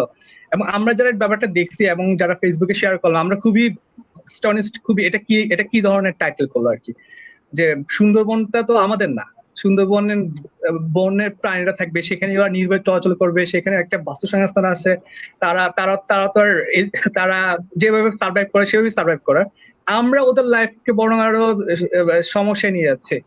তো এই ব্যাপারটা দাদা সম্ভবত পড়েছেন নিউজটা, বা আমি হয়তো আপনাকে দিতে পারবো। ব্যাপারটা আসলে খুবই হতাশাজনক ছিল যে এত বড় একটা মিডিয়া থেকে এই ধরনের টাইটেল বা এই ধরনের নিউজ হয় আর কি। এটা নিয়ে হয়তো সামনে কথা বলবো। দাদা আপনাকে অসংখ্য ধন্যবাদ। আমাদের সাথে এখন যুক্ত হয়েছেন জাহাঙ্গীরনগর বিশ্ববিদ্যালয়ের department of government and politics ডিপার্টমেন্টের টিচার, আমাদের শ্রদ্ধেয় শিক্ষক associate professor Mohammad Sajidur Rahman. Sir আপনাকে অনেক ধন্যবাদ আমাদের সাথে যুক্ত হওয়ার জন্য। ধন্যবাদ অনেক। আসলে খুব উপভোগ করছিলাম শশাঙ্ক বরণ রায় যেভাবে বলছিলেন। আমি যে কথাগুলো মনে করছি যে বলবো, অনেক কথাগুলোই কিন্তু তার কথায় উঠে এসছে। যে আসলে আমি ধন্যবাদ জানাচ্ছি শশাঙ্ক বরণ রায়কে। আর ধন্যবাদ, আমি এখানে এসেছি এর জন্য, আপনাদের আমন্ত্রণ জানানোর জন্য ধন্যবাদ। Thank you sir. আমরা খুব ম্যামের পরে আপনার কাছে আসবো। ম্যাম, আমরা এই মোটামুটি আমরা ট্রাই করছি কাজ করার। আমার বয়স 25 এর আশপাশে। আমি চট্টগ্রাম বিশ্ববিদ্যালয়ের স্টুডেন্ট, এখানে সাদিয়া আপু আছেন, তিনি বরিশাল গভর্নমেন্ট ওমেন কলেজের স্টুডেন্ট। আমরা সবাই মোটামুটি পড়াশোনায় আছি। তো আমরা যারা কাজ করি সবাই মোটামুটি সবাই স্টুডেন্ট, মোটামুটি না সবাই স্টুডেন্ট, হয়তো অনার্স লেভেলে, কেউ মাস্টার্স বা কেউ স্কুল লেভেলে। তো আমরা যখন আমি জব প্রিপারেশন নিচ্ছি, তো এখানে আমরা পরিবেশের বিশাল বড় একটা ফ্যাক্টর জবের জন্য আমাদের অনেক কিছু মুখস্থ করতে হচ্ছে, কপ নিয়ে মুখস্থ করতে হচ্ছে, ইউএন এর স্টেপগুলো নিয়ে মুখস্থ হচ্ছে, কনফারেন্স নিয়ে, রিও কনফারেন্স নিয়ে, কিংবা বাংলাদেশের পরিবেশের অবস্থান। এখানে মোটামুটি 17% বনভূমি আছে, বাংলা থাকা উচিত 25%, 70 থেকে 15% আছে। যদি অনেক জায়গাতে দেখা যাচ্ছে এইটার আবার একটু ব্যাপার হচ্ছে, এক একটা যেমন বিএসএস ওখান থেকে বলতেছে এত পার্সেন্ট, 7%, কিংবা আরেক বন অধিদপ্তর থেকে এত %। যে এই যে একটা গোলাটে আমাদের দেখা যাচ্ছে, এটা পড়ার সময় মাথায় আসলো যে আসলে কত % বনভূমি বাংলাদেশে আছে। আমরা দেখা যাচ্ছে 3-4টা অপশন মুখস্থ করি, কিংবা আমাদের থেকে বলে দেওয়া হয় আর কি, যে এটা দেখবি এই 3টার মধ্যে আছে সেটাই অ্যান্সার, কারণ যে কোশ্চেন তো বেশি মিক্সারের কোশ্চেন পাবে না। পরিবেশের মধ্যে এত ইম্পর্টেন্ট একটা ইস্যু, এইটা নিয়ে হচ্ছে আমরা এখন পর্যন্ত ঠিক করে তথ্যায়ন করতে পারছি না। এই ব্যাপারটার সাথে যুক্ত করতে যাচ্ছি ম্যাম, আপনি যেহেতু হচ্ছেন এই ব্যাপারে আমাদের অনেক বেশি অভিজ্ঞ, তো বাংলাদেশের কিংবা বিশ্বের পরিস্থিতিটা আসলে কেমন, কিংবা মেইন স্ট্রিম মিডিয়াতে যা দেখাচ্ছে, এটা কি নিরপেক্ষভাবে পরিবেশের অবস্থা তুলে দিতে পারছি কিনা, নাকি বর্তমান পরিস্থিতিটা আরো বেশি ভুল আছে কিংবা আরো বেশি হতাশা? রাফি, আপনাকে ধন্যবাদ। খুব সুন্দর একটা প্রশ্ন করেছেন যে এখানে আসলে আসলে পরিবেশের অবস্থাটা কি। হ্যাঁ, আজকে আমি একটা কোর্স পড়াই, সেটা হচ্ছে এনভায়রনমেন্টাল ইথিক্স। আজকে সন্ধ্যাতেই পড়াচ্ছিলাম সেই কোর্সটা। তো এখানে আমাদের একটা ছিল, টপিকটা ছিল এরকম যে right and wrong across the universe is similar. মানে আমি পৃথিবীর যেখানেই যাই না কেন, সত্যকে সত্য দিয়ে আমাকে প্রকাশ করতে হবে, মিথ্যাকে মিথ্যাই বলতে হবে। আমি মিথ্যাকে সত্য দিয়ে ঢাকতে পারবো না, তাই না? তো এখন আমাদের মিডিয়াতে যখন আমরা দেখি অনেক কিছুই দেখি যে এটাকে কি বলা হয়, ইয়ে করা হয়, মানে অনেক বেশি এক্সাগারেট করা হয় কখনো কখনো, যে হয়তো দেখা যাচ্ছে যে ঘটনাটা কিন্তু এত হয়তো না। হ্যাঁ, আবার কখনো কখনো সেটাকে হাইড করে ফেলা হয়, যে জিনিসটা আসলে প্রকাশ হওয়ার আগে সেটা ইয়ে হয়ে যায়, হাইড হয়ে যায়, ওটা হয়তো আমাদের চোখেই পড়ে না। যেমন কিছুক্ষণ আগে আপনি বলছিলেন যে বাঘের উৎপাতে মানুষ মারা যাচ্ছে। হ্যাঁ, তো ওটা আসলে তো ট্রাই, ওটা তো ট্রু, ওটা তো একটা বাঘের জায়গা, সুন্দরবন হচ্ছে বাঘের বনভূমি। এখানে এখানে মানুষ আমরা যাচ্ছি তাকে ইন্টারফেয়ার করতে, এখানে আমরা হিউম্যান এবং এনিম্যাল ইন্টারেকশন আমরা তৈরি করছি। ওখানে কিন্তু আমাদের যাওয়ার কথা না, প্রয়োজন ছাড়া তো যাওয়ার কথাই না। হয়তো মৌয়ালরা যারা যাচ্ছে মধু কালেকশন করতে, তার হয়তো অল্প করে কিছু মধু কালেকশন করে, মধুর সিজনে কালেকশন করে তা চলে আসার কথা ছিল, বা এখানে কিন্তু এতটা ডেভেলপমেন্ট হওয়ার কথা ছিল না। কিন্তু আমরা দেখতে পেয়েছি কি, যেখানে কিন্তু এখন অনেক রকমের ডেভেলপমেন্ট হচ্ছে, প্রচুর ট্রান্সপোর্টেশন হচ্ছে, বিভিন্ন রকমের ট্রান্সপোর্টেশন হচ্ছে, সেখানে মংলা পোর্টের অ্যাক্টিভিটিস আমরা কিন্তু দেখেছি, এটা আমাদের দেশের কথা বলছে। তো এখানে এই যে যেমন মংলা পোর্ট অথরিটি বলেছে তারা আগামী কয়েক বছরে আরো তাদের শিপিং বাড়াবে। তো যখন শিপিংটা তারা বাড়াবে, তার মানে কি আমার কিন্তু এখানে অনেক পলিউশন কিন্তু এখানে হবে। কারণ এখানে তেল তেল ইয়ে করা হচ্ছে, এক্সট্রাক্ট করা হচ্ছে, অর্থাৎ শিপে করে তেল আনা হচ্ছে, সে তেলগুলোকে আবার আনলোড করা হচ্ছে। আপনার সিমেন্টের ফ্যাক্টরি এখানে হবে, কয়লা আনা হবে, রামপালের জন্য কয়লা আনা হবে, এরকম অসংখ্য কিন্তু ডেভেলপমেন্ট অ্যাক্টিভিটিস আমরা কিন্তু সেখানে দেখছি। এই ডেভেলপমেন্ট অ্যাক্টিভিটিস গুলো আমরা কিন্তু মানে অনেক জায়গাতে আমরা ভাষা ভাবে দেখি, কিন্তু সামগ্রিক ভাবে এটার যে আসলে ইম্প্যাক্টটা কি আমরা জানি না, আমরা ওভারঅল ইম্প্যাক্টটা জানি না। আমরা যখন একটা ইম্প্যাক্ট নিয়ে স্টাডি করে দেখো, তখন আমরা একটা সামান্য একটা অংশের ইম্প্যাক্টটা দেখি, কিন্তু সামগ্রিক ইম্প্যাক্টটা কিরকম হতে পারে, অর্থাৎ আমার পুরা সুন্দরবনের উপর এটা কি ধরনের ইম্প্যাক্ট করতে পারে, সেটা কিন্তু আমি দেখছি না ওভাবে। হ্যাঁ, তো আমাদের এখানে কিন্তু সেই ল্যাকিংসটা এখানে আছে, অর্থাৎ আমরা একটা যে গ্রস যে একটা একটা ওভারঅল যে একটা সিনারিও তৈরি করে, একটা সিনারিও ডেভেলপমেন্ট করে, সেটা স্ট্র্যাটেজিক কি ধরনের ইম্প্যাক্ট আসতে পারে, এই এই যে জিনিসটা আমরা আমরা জানি না। এবং আমাদের যারা রিপোর্টার যারা আছেন, সাংবাদিক রিপোর্টার আছেন, যারা এনভায়রনমেন্টাল রিপোর্টিং গুলো করেন, তারা অনেক সময় এই জিনিসগুলো ওভারলুক করে যায়। তো যে কারণে আমরা যেটা মনে হয় যে এই যে এনভায়রনমেন্টের যে রিপোর্ট গুলো হয়, এগুলো আসলে প্রপার ওয়েতে এটা উঠে আসে না। হ্যাঁ, হয়তো ইম্প্যাক্ট আরো অনেক বেশি ছিল, কিন্তু আমরা হয়তো জাস্ট সামান্য একটা উপরের আইসবার্গ ইফেক্টের মতো আমরা শুধুমাত্র উপরের অংশটুকু দেখতে পাচ্ছি, but inside there are lots of things hidden. হ্যাঁ, যেমন যেমন আমরা প্লাস্টিক পলিউশনের কথা বলতে পারি, এটা আসলে 10 বছর আগেও কিন্তু আমরা জানতাম না যেখান থেকে মাইক্রোপ্লাস্টিকের মতো এত একটা সিভিয়ার একটা পলিউশন তৈরি হচ্ছে। তো যে জিনিসগুলো এখন আস্তে আস্তে করে উঠে আসছে মিডিয়াতে। তো এটা আমার মনে হয় যে এখানে আসলে সাংবাদিকদের যারা আছেন, যারা রিসার্চার আছেন, তাদেরও একটা দায়িত্ব আছে যে এই গবেষণাগুলো প্রকাশ করার, এবং সত্য যেটা সেই সত্যটা প্রকাশ করার। I think they have the responsibility to publish the right data. Thank you ma'am. সেক্ষেত্রে যদি বলি যে মানে আপনি আপনার কাছে আমাদের আসলে বনভূমির অবস্থাটা বর্তমানে কেমন আছে, কিংবা পরিবেশ বলতে এখন আমরা একটা আর্ট ওরিয়েন্টেড করি ম্যাম, আপনি জানেন। এখানে আমরা চেয়েছি যে সবাই হচ্ছে তরুণরা ওদের কাজের গল্প বলবে, মন খারাপের গল্প বলবে, তার পছন্দের গাছটা কেটে ফেলার গল্প বলবে, কিংবা তার ছোট্ট একটা বাসায় কিভাবে সে একটা গাছকে বড় করছে সেই গল্পটা বলবে।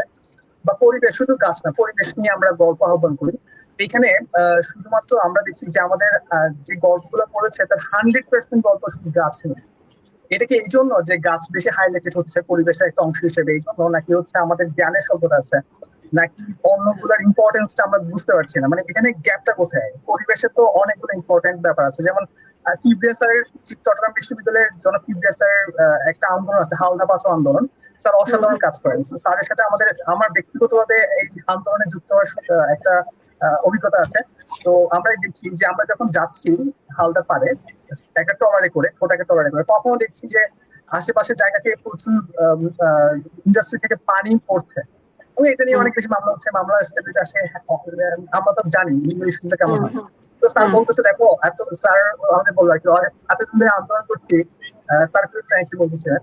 দুদিনে আমার সাথে স্যারের মানে পরিচয়ের সুযোগ দিয়েছিল, যে প্রসেসটা খুব একটা পূর্ণতা আনতে পারছি না, যায় না। তো এই যে ম্যাম, পরিবেশের তরুণরা, বিশেষ করে আমাদের যারা অংশগ্রহণ করে সবাই তরুণ, ওরা সবাই গাছ প্রকাশ করতে পারে, এটা ভালো। গাছ বললে একটা পরিবেশ ভালো, অন্য উপাদানগুলো কি একটা নলেজ পেয়ে আমাদের, নাকি এটা ইম্পর্টেন্স আমরা বুঝতে পারছি না। নাকি ওটাকে আমরা ঠিক করে অনুধাবন করতে পারছি না? মানে কি সমস্যাটা কি মনে হচ্ছে?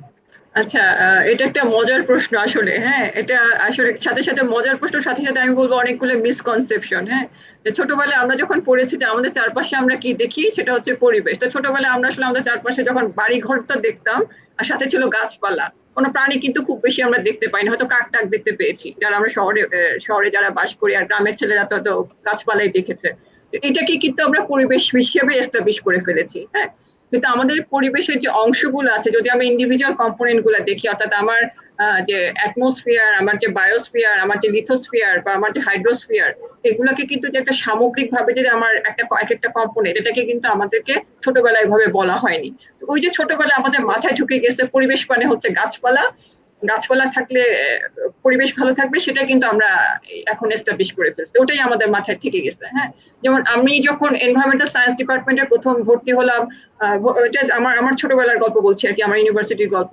তো তখন আমাদের ধারণা ছিল যে এনভায়রনমেন্টাল সায়েন্স মানে হচ্ছে ময়লা পানি, ময়লা পানি, ময়লা পানি, সবই ময়লা পানি। আমার বন্ধুদের তাই ধারণা, আসলে আমার না, আমার বন্ধুদের ধারণা ছিল এই তুমি তো শুধু ময়লা পানি নিয়ে কাজ করো। হ্যাঁ, তুমি ময়লা পানি কালেক্ট করো, ময়লা পানি স্যাম্পলিং করো, সবই তোমার ময়লা পানি, তুমি কি আর কিছু করতে পারো না?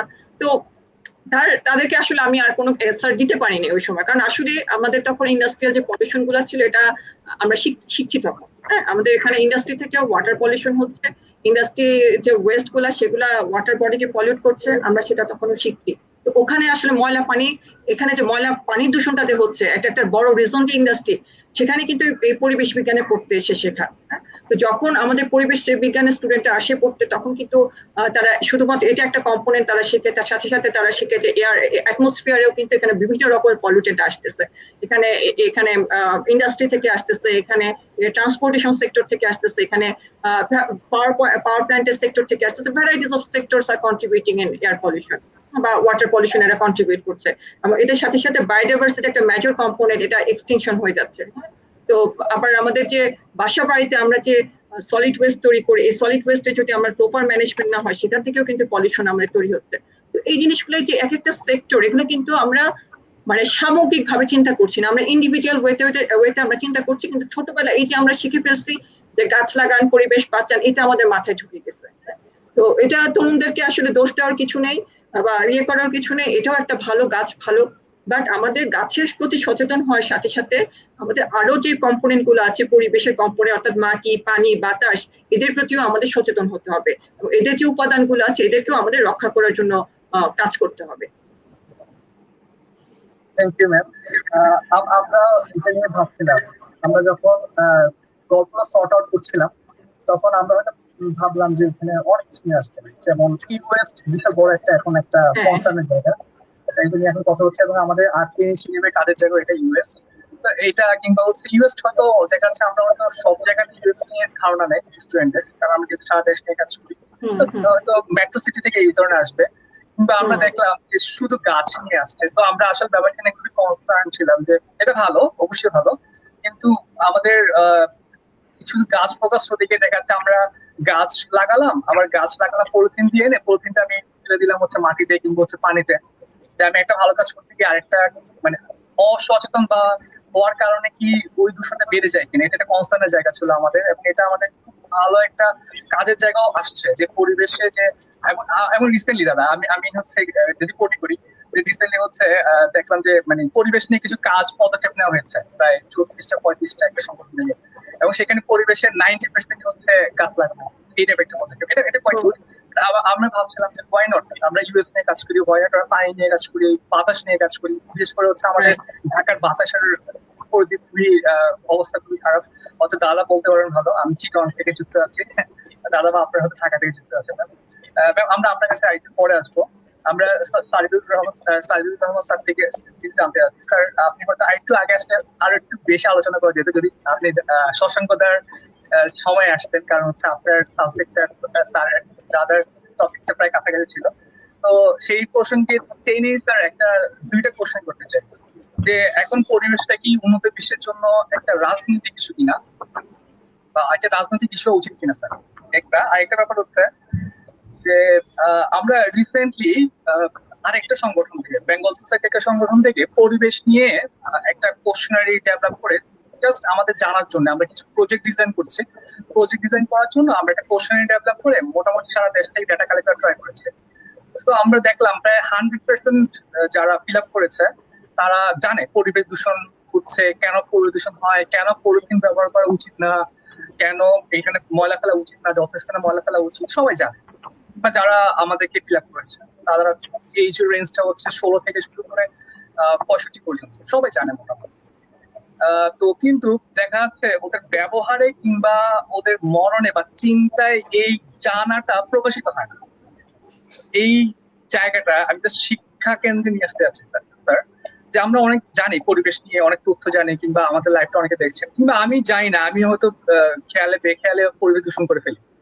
এই যে জানার সাথে যে ব্যবহারের যে একটা গ্যাপ, এটা কি শিক্ষার ত্রুটি কিনা, বা এখানে কি এটা কি আর্থসামাজিক অবস্থান কিনা, বা এই গ্যাপটা কেন স্যার, কি মনে হচ্ছে আপনার? আচ্ছা আচ্ছা, দুটো প্রশ্ন, ধন্যবাদ সুযোগ দেওয়ার জন্য। অ্যাকচুয়ালি আমি ছোট করে একটু বলতে চাই যে প্রথম প্রশ্নটায় যে আসলে আমরা যা নিয়ে কথা বলছি এগুলো হচ্ছে মানুষের উন্নয়ন, অর্থাৎ মানুষের শুধুমাত্র উন্নয়ন। পরিবেশের যে অন্যান্য অংশগুলো সেগুলোর উন্নয়নের কিন্তু মাথায় রাখা হয় না। মানুষের উন্নয়নের জন্যই আসলে উন্নয়ন ধারণাগুলো আসে, এবং যখন উন্নত দেশগুলো উন্নয়ন করে তখন অনুন্নত দেশগুলো ওইরকম উন্নয়ন করতে চায়। তারপরে আমরা দেখি বৈষম্য তৈরি হয়। এবং শশাঙ্ক বরণ দা যেমন বলেছেন যে যখন সুইজারল্যান্ডের কাপড় তৈরি করতে হয়, এই সুইজারল্যান্ড বা সুইডেন বা স্ক্যান্ডিনেভিয়ান দেশগুলো, এই দেশগুলোতে সেখানে এনভায়রনমেন্ট গুলা কিন্তু মানা হয় না। যেটা হয় অ্যাকচুয়ালি যে এই যে উন্নয়নের, মানুষের উন্নয়নের জন্য আমরা যেভাবে লক্ষ্য স্থির করি, সেই লক্ষ্য স্থির গুলো আসলে আমাদের অবশ্যম্ভাবী পরিণতির দিকে নিয়ে যেতে থাকে। এবং এই যে অবশ্যম্ভাবী পরিণতি, সেটা বৈষম্য তৈরি করে উন্নত বিশ্ব এবং অনুন্নত বিশ্বের সাথে সাথে একটা অনুন্নত বিশ্বের মানুষদের মধ্যে বৈষম্য তৈরি করে। অর্থাৎ এই যে ট্যানারির ময়লায় যে কৃষকজন ক্ষতিগ্রস্ত হচ্ছে, তার সাথে অন্য মানুষের ক্ষতি কিন্তু পার্থক্য হয়, কিন্তু পার্থক্য হলেও সবাই কিন্তু এট দ্য এন্ড ক্ষতিগ্রস্ত হচ্ছে। তো আমাদের আসলে সারা বিশ্বের উন্নয়নের মাইন্ডসেট যেটা আমরা সবাই ধারণ করে আছি, সেটা আসলে কি পরিবর্তন করা সম্ভব কিনা, বা পরিবর্তনের কথা উঠছে, কিন্তু যতদিন না এই জায়গাগুলো পরিবর্তন হচ্ছে ততদিন এই বৈষম্য, এই পরিবেশের উপর যে চাপ এবং দূষণ, এগুলো মনে হয় চলতেই থাকবে। আসলে আমাদের উন্নয়ন ধারণাই আসলে সারা পৃথিবীব্যাপী হয়তো পরিবর্তন আসলে আমরা হয়তো পরিবর্তনের দিকে হাঁটতে পারবো। দ্বিতীয়ত, আমি এটার সাথে কানেক্টেড, সাধারণ মানুষ উন্নয়নশীল বলা যাক, আমরা গ্রেটা থর্নবার্গকে খুব গুরুত্বপূর্ণ ভাবি। কারণ সাধারণ মানুষের জায়গা থেকে যদি পরিবর্তনের চিন্তা আসে, এবং বাংলাদেশের মতো দেশে সাধারণ ছাত্রছাত্রীরা যদি সচেতন হয়, পরিবর্তনটা এখান থেকে হতে পারে। এবং আমরা পৃথিবীর মধ্যে সবচেয়ে সস্তা একটা জিনিস বাংলাদেশে আছে, আমরা আসলে কখনো ভাবি না, সেটা হচ্ছে পানি। এত পানি, কিন্তু পানির মূল্য আমরা বুঝি না। আমরা যখন এই মূল্যটা, পানির মতো পরিবেশের মূল্যটা, পানিও পরিবেশের একটা অংশ, বুঝতে পারবো এবং প্র্যাকটিস করতে পারবো, সেজন্য আমি এই ধরনের অর্গানাইজেশন, যেগুলোকে এখন বলা হচ্ছে খুব গুরুত্বপূর্ণ কমিউনিটি বেসড অর্গানাইজেশন বা সিবিও বলা হচ্ছে, এই অর্গানাইজেশন গুলা সাধারণ মানুষরা যদি এগিয়ে আসে তাহলে হয়তো একটা ইতিবাচক পরিবর্তন আসতে পারে। এবং অবশ্যই আপনি যেটা বলেছেন যে আসলে আমাদের শিক্ষার সাথে বাস্তব জীবনের একটা বড় ফারাক আছে, সেই ফারাকগুলো আসলে বিভিন্ন জায়গা থেকে ছোট ছোট উদ্যোগে ফারাকগুলো কিন্তু হয়তো বা কমে আসতে পারে। ধন্যবাদ। হ্যাঁ, থ্যাংক ইউ স্যার। তো সেক্ষেত্রে হচ্ছে স্যার, মানে আমরা দেখি যে আপনি স্যার ব্যক্তি জীবনে সবার অংশগ্রহণকে গুরুত্ব দিচ্ছেন। তো আমি একটু পিছন থেকে যদি একটু কোশ্চেন করি, যেমন শশাঙ্ক দাদা বলছিলেন যে রামপাল কিংবা ম্যামও রামপাল নিয়ে কথা বলেছেন, যে এখানে অনেক বড় একটা পরিবেশ দূষণের একটা জায়গা আর কি, কিংবা হচ্ছে আরো মেগা বা যেভাবে হোক আমাদের যে ইনফ্রাস্ট্রাকচারাল ডেভেলপমেন্টের জন্য যে পরিবেশ দূষণ করা হচ্ছে, স্যার এটা কি আপনি কি সম্ভব মনে করেন কিনা স্যার, যে মানে আমাদের অন্যান্য কাজে যে পরিমাণ পরিবেশ দূষিত হচ্ছে, আমরা ব্যক্তি জীবনে একক বা যৌথভাবে সচেতন হয়ে সেই ব্যাপারটাকে আমরা সলভ করে ফেলতে পারবো স্যার, বা এটা কি বাস্তব কিনা স্যার? আসলে শুধু একজন থেকে না, এটা সামগ্রিকভাবে হতে হবে। আমি মহাত্মা গান্ধীর একটা কথা আর কি স্মরণ করতে চাচ্ছি, এরকম যে we have enough for our needs in the world, এরকম কথাটা আমি পুরোপুরি কারেক্টলি মনে করতে পারছি না, but we don't have enough for our grid. এই যে গ্রিডটা, এটা হচ্ছে উন্নয়নের গ্রিড, উন্নয়নের লোভ। উন্নয়নের লোভটা শুধুমাত্র রাষ্ট্রের ক্ষেত্রে না, রাষ্ট্রের উন্নয়নের লোভ থেকে কিন্তু সুন্দরবনের আশেপাশে শিল্প কারখানা তৈরি করা হচ্ছে, এবং রাষ্ট্রের লোভের কারণেই কিন্তু করা হচ্ছে, যেটা আমরা বলবো যে এনভায়রনমেন্টাল ইম্প্যাক্ট অ্যাসেসমেন্ট ভায়োলেট করা হচ্ছে। রাষ্ট্রের লোভের জায়গাটা একটু ক্লিয়ার করি। রাষ্ট্র চাচ্ছে উন্নয়ন করা, এবং এই যে উন্নয়নটা সকল মানুষের জন্য, সকল মানুষ আরো উন্নত হবে, এটা শুধু রাষ্ট্রের ক্ষেত্রে না, এটা সকল মানুষের ক্ষেত্রে আমরা উন্নয়নকে প্রাধান্য দিচ্ছি। এই জায়গা থেকে আসলে কতদূর সরা যাবে, সারা পৃথিবী এটাই আর কি চলমান, উন্নয়নের যে আকাঙ্ক্ষা, লোভ, সেটা থেকে আসলে আমরা কি বের হয়ে আসতে পারবো, সেই প্রশ্নটাও তোলা যেতে পারে। যে এটা হচ্ছে অবশ্যম্ভাবী, যেটা এড়ানো যায় না, এরকম একটা লোভ। তো তারপরও আসলে সচেতনতা, আমরা সাস্টেনেবল ডেভেলপমেন্টের কনসেপ্ট নিয়ে এসেছি, যে ওয়ার্ল্ড ব্যাংক থেকে বা উন্নত দেশগুলোই নিয়ে এসছে, যে উন্নয়নটা অন্তত পক্ষে যাতে আর কি কিছুটা টেকসই হতে পারে, সেটা করলেও হয়তো এই লড়াইটায় আমরা কিছু থাকতে পারবো আর কি। Thank you sir. দাদা, আপনার কাছে একটা কোশ্চেন, সেটা হচ্ছে যে আপনার তো মোটামুটি আমাদের সাথে কাজ করার কিছু অভিজ্ঞতা আছে, কিংবা তরুণদের সাথে কাজ করার অভিজ্ঞতা আছে। সেক্ষেত্রে হচ্ছে আমরা তরুণরা বা আপনার সাথে হয়তো আরো অনেকে কানেক্ট আছে, বা আপনি অনেকের কাজগুলো দেখছেন, আমরা অনেকগুলা স্টেপ নিচ্ছি। তো এখানে এইগুলা এটা আসলে একটা আশাব্যঞ্জক জায়গা যে তরুণরা এগিয়ে আসছে, কিন্তু এটার ফলে কি আসলে কি পরিবর্তনটা কি আসছে কি না, এটা আসলে বলা টাফ, কারণ হচ্ছে এটা ডাটার প্রয়োজন আছে। তো আমি জাস্ট যে কোশ্চেনটা করতে যাচ্ছি, যে আমরা গুটি কয়েকভাবে যেই মানে সেন্টার না, আমি বলতে চাচ্ছি আমরা ডিসেন্ট্রালাইজড হয়ে ক্ষুদ্র ক্ষুদ্র ভাবে কিছু স্টেপ নিচ্ছি, এটা হয়তো দেখতে ভালো মনে হচ্ছে, সবাই কাজ করছে, কিংবা এখানে আমাদের কিছুটা সমস্যা রয়ে যায়, যেটা আমি বলছিলাম আর কি, যে আমাদের এই লাইভের ফলেও পরিবেশ দূষিত হচ্ছে। তো এই লাইভটা দেখে যদি দুইটা মানুষ যদি একটা শব্দ না শিখে, তাহলে বেসিক্যালি লাইভটা করে হচ্ছে আমরা বরং পৃথিবী ক্ষতি করে ফেললাম। তো এই যে আমাদের ভালো করাতে গিয়ে ক্ষতি করে ফেলার যে টেন্ডেন্সি, সেটাকে আপনি কিভাবে দেখেন, যে আমরা সবাই মিলে কাজ করতেছি, এবং এখানে একটা ব্যাপার, আমি যদি একটু একদম স্পেসিফিক কোশ্চেনটা করে ফেলি, যদি শুনতে ভালো লাগতেছে না বা শুনতে হয়তো ভালো লাগবে না, যে এখানে কিছু প্রমোশনাল স্ট্র্যাটেজি থাকে, এখানে কিছু শো অফের জায়গা থেকে, হ্যাঁ। সো দেখা যাচ্ছে, যেমন আমি বলি, লাইক হচ্ছে আমরা একটা প্রোগ্রাম করতেছি গাছ লাগানোর, আমি একটা টিভিসি একটা ব্যানার করলাম, দুইটা ব্যানার করলাম, এবং সেটা মোটামুটি প্লাস্টিকের ওয়ান টাইম ইউজ, যেটা হচ্ছে আমি মোটামুটি 90% গ্যারান্টি দিচ্ছি ওইটাকে আমরা ঠিকভাবে হচ্ছে ডাম্পিং করবো না। প্রোগ্রাম করা শেষ, আমি আশেপাশে ডাস্টবিন এবং আমি চিটাংশরে আছি, তো চিটাংশরে মোটামুটি খুব কোয়ালিটিফুল ডাস্টবিন বলতে কিছু না, এখানে রাস্তার পাশেই মোটামুটি ইট দিয়ে ডাস্টবিন করে আপনি ফেলে দিবেন, বৃষ্টি হোক বাতাস হোক, এটা মোটামুটি ফুল চিটাংশরে ভেসে বেড়াবে। এই যে একটা জায়গা, এখন এটাকে কি সেন্টারাইজ করা সম্ভব কিনা, বা যৌক্তিক ভাবে, যে আমরা চিটাংয়ে যারা কাজ করছি তারা একসাথে মিলে কাজ করতে পারি, যে আবার দেখা যাচ্ছে যেমন এখন শুধু গাছ লাগানো নিয়ে কাজ করতেছে একটা কমিউনিটিতে, তো একটা কমিউনিটি গাছের পর্যাপ্ততা রয়েছে, আরেকজন পানি নিয়ে কাজ করুক, একজন বাতাস নিয়ে কাজ করুক। তো একটা গুছানো ভাবে কাজটা করা সম্ভব কিনা, বা এটা করা দরকার কিনা, বা আর্জেন্ট কিনা, নাকি তরুণরা যেভাবে আছে সেভাবে কাজ করতে করতে শিখে যাবে। এক্ষেত্রে একটা কথা বলে রাখি ছোট করে, আমি আসলে অনেকগুলো কোশ্চেন করে ফেলি, দাদা হয়তো দাদা অনেকে বলে যে একটা কোশ্চেন অনেকগুলো কোশ্চেন, যে আমাদের ক্ষেত্রে বলি যে আমরা হচ্ছে বেশিরভাগ ক্ষেত্রে তরুণরা করে কি আপনার ফ্রি টাইমটাতে বা এডুকেশনাল লেভেল যখন থাকে, পড়াশোনা করে, তখন অ্যাক্টিভিটিতে কানেক্টেড থাকে সরাসরি, এরপরে তারা হচ্ছে ইনডাইরেক্টলি কানেক্টেড থাকে বা কেউ থাকে না। তো সেক্ষেত্রে হচ্ছে ব্যাপারটা এমন ভাবা তো মনে হয় ঠিক হবে না, যে দেখা যাচ্ছে আজকে আমি কাজ করতে করতে 10 বছর পর শিখে এবার ভালো করে কাজ করলাম। এই ব্যাপারটা দাদা কিভাবে দেখেন? সত্যি অনেকগুলো প্রশ্ন, কিন্তু আমার আগের একটা প্রশ্নের প্রসঙ্গে একটা মন্তব্য করবার লোক আছে আর কি, তারপরে এই সময়টাতে আছি, যে কেন সবাই গাছের কথা বলে, গাছ লাগানোর কথা বলে। আমার কাছে খুব ইন্টারেস্টিং লেগেছে। সারাক্ষণ প্রচারণা হয়, গাছ লাগাও, পরিবেশ বাঁচাও, একটা গাছ লাগাও, দুইটা গাছ লাগাও, তিনটা গাছ লাগাও। সরকার থেকে সাধারণত প্রচারণা চালায় এবং অন্যরাও চালায় আর কি। তা আমার একটা এরকম ভাবনা আর কি, আমি তো গ্রামের জন্ম হয়েছে, গ্রামে বেড়ে ওঠে, এবং আমার সারা বছর প্রায় গ্রামে গ্রামেই ঘোরা হয়। আমরা যে কোনো একটা গ্রাম যদি আধা কিলো দূর থেকে দেখি, ওই গ্রামটাকে একটা বনভূমির মতো লাগে। গ্রামে গাছ ছাড়া কিছু দেখা যায় না, বাংলাদেশের অধিকাংশ এলাকাতে এটা। কিন্তু গ্রামে যখন আমরা ঢুকবো, তখন আমরা দেখবো যে বাড়িগুলোতে গাছ লাগানোর কিছু প্যাটার্ন আছে। যেমন যারা কৃষি প্রধান গ্রামগুলো, তাদের ধান শুকাতে হয়, ফলে ধান শুকানোর জন্য একটা জায়গা কিন্তু তার খোলা লাগবে, সেখানে সে গাছ লাগাতে পারবে না। এবং একটা দিকে তার বাঁশঝাড় লাগে, আর একটা দিকে তার বড় গাছ লাগে ঝড়ের বাতাস ঠেকানোর জন্য, বা বাড়ির বেড়া বলে আমাদের এলাকায়, বাড়ির দেয়াল না তুলে গাছ লাগিয়ে সেটাতে এরকম করে। ফলে গাছ লাগানোর জন্য আমাদের কিন্তু গ্রামীণ সামাজিক একটা ব্যবস্থাপনা আছে। এই যে সারাক্ষণ কান ঝালাপালা করার, গাছ লাগাও পরিবেশ বাঁচাও, এটা এক ধরনের আমাদের চোখে একটা পর্দা তুলে দেয় আর কি, যে এই দেখো আমরা পরিবেশের জন্য কত ভাবছি।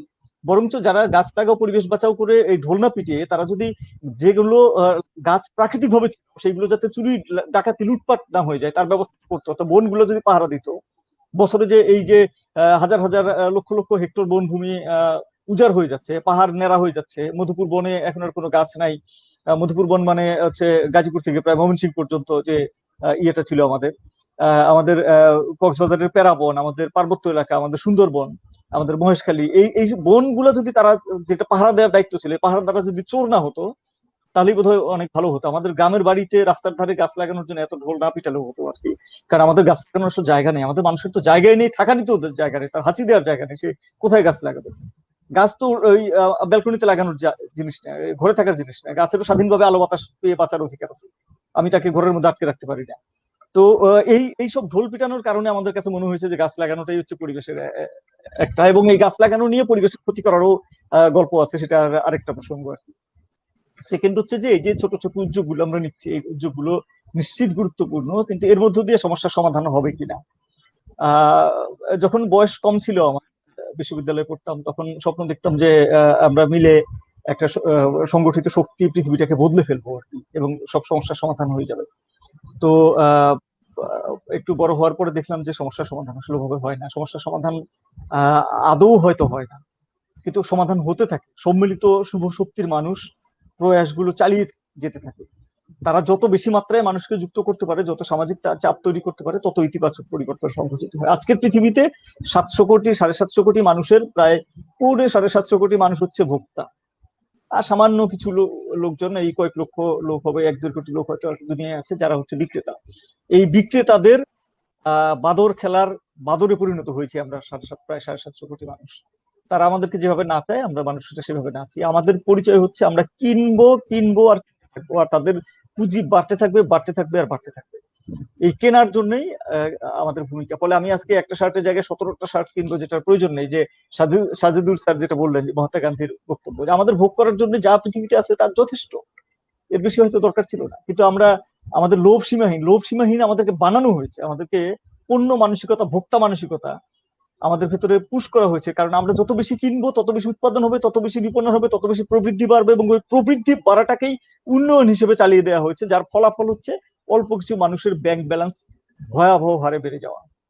ফলে এই যে প্রবৃদ্ধি এবং এই যে উন্নয়ন, এর যদি আমরা মাথাপিছু শেয়ারটা বুঝে নিতে যাই, তাহলে কিন্তু আমরা দেখবো যে অর্থনৈতিক বৈষম্য বেড়েছে। আমাদের বিদ্যুৎ উৎপাদন বাড়াতে হবে মানুষের উন্নয়নের জন্য, কিন্তু বিদ্যুৎ উৎপাদনের সাথে বিদ্যুৎ ভোগের যে রেশিও, সেটা যদি আমরা তুলনা করি, তাহলে আমাদের শতকরা 90% অর্থনৈতিকভাবে পিছিয়ে থাকা মানুষের বিদ্যুৎ ভোগের রেশিও কতটা বেড়েছে, আর শতকরা 10% অর্থনৈতিকভাবে এগিয়ে থাকা মানুষের বিদ্যুৎ ভোগের রেশিও কতটা বেড়েছে, সেটা তুলনা করলে দেখবো আমরা যে 90% বিদ্যুৎ ভোগের রেশিও কমেছে বিদ্যুৎ উৎপাদন বাড়বে।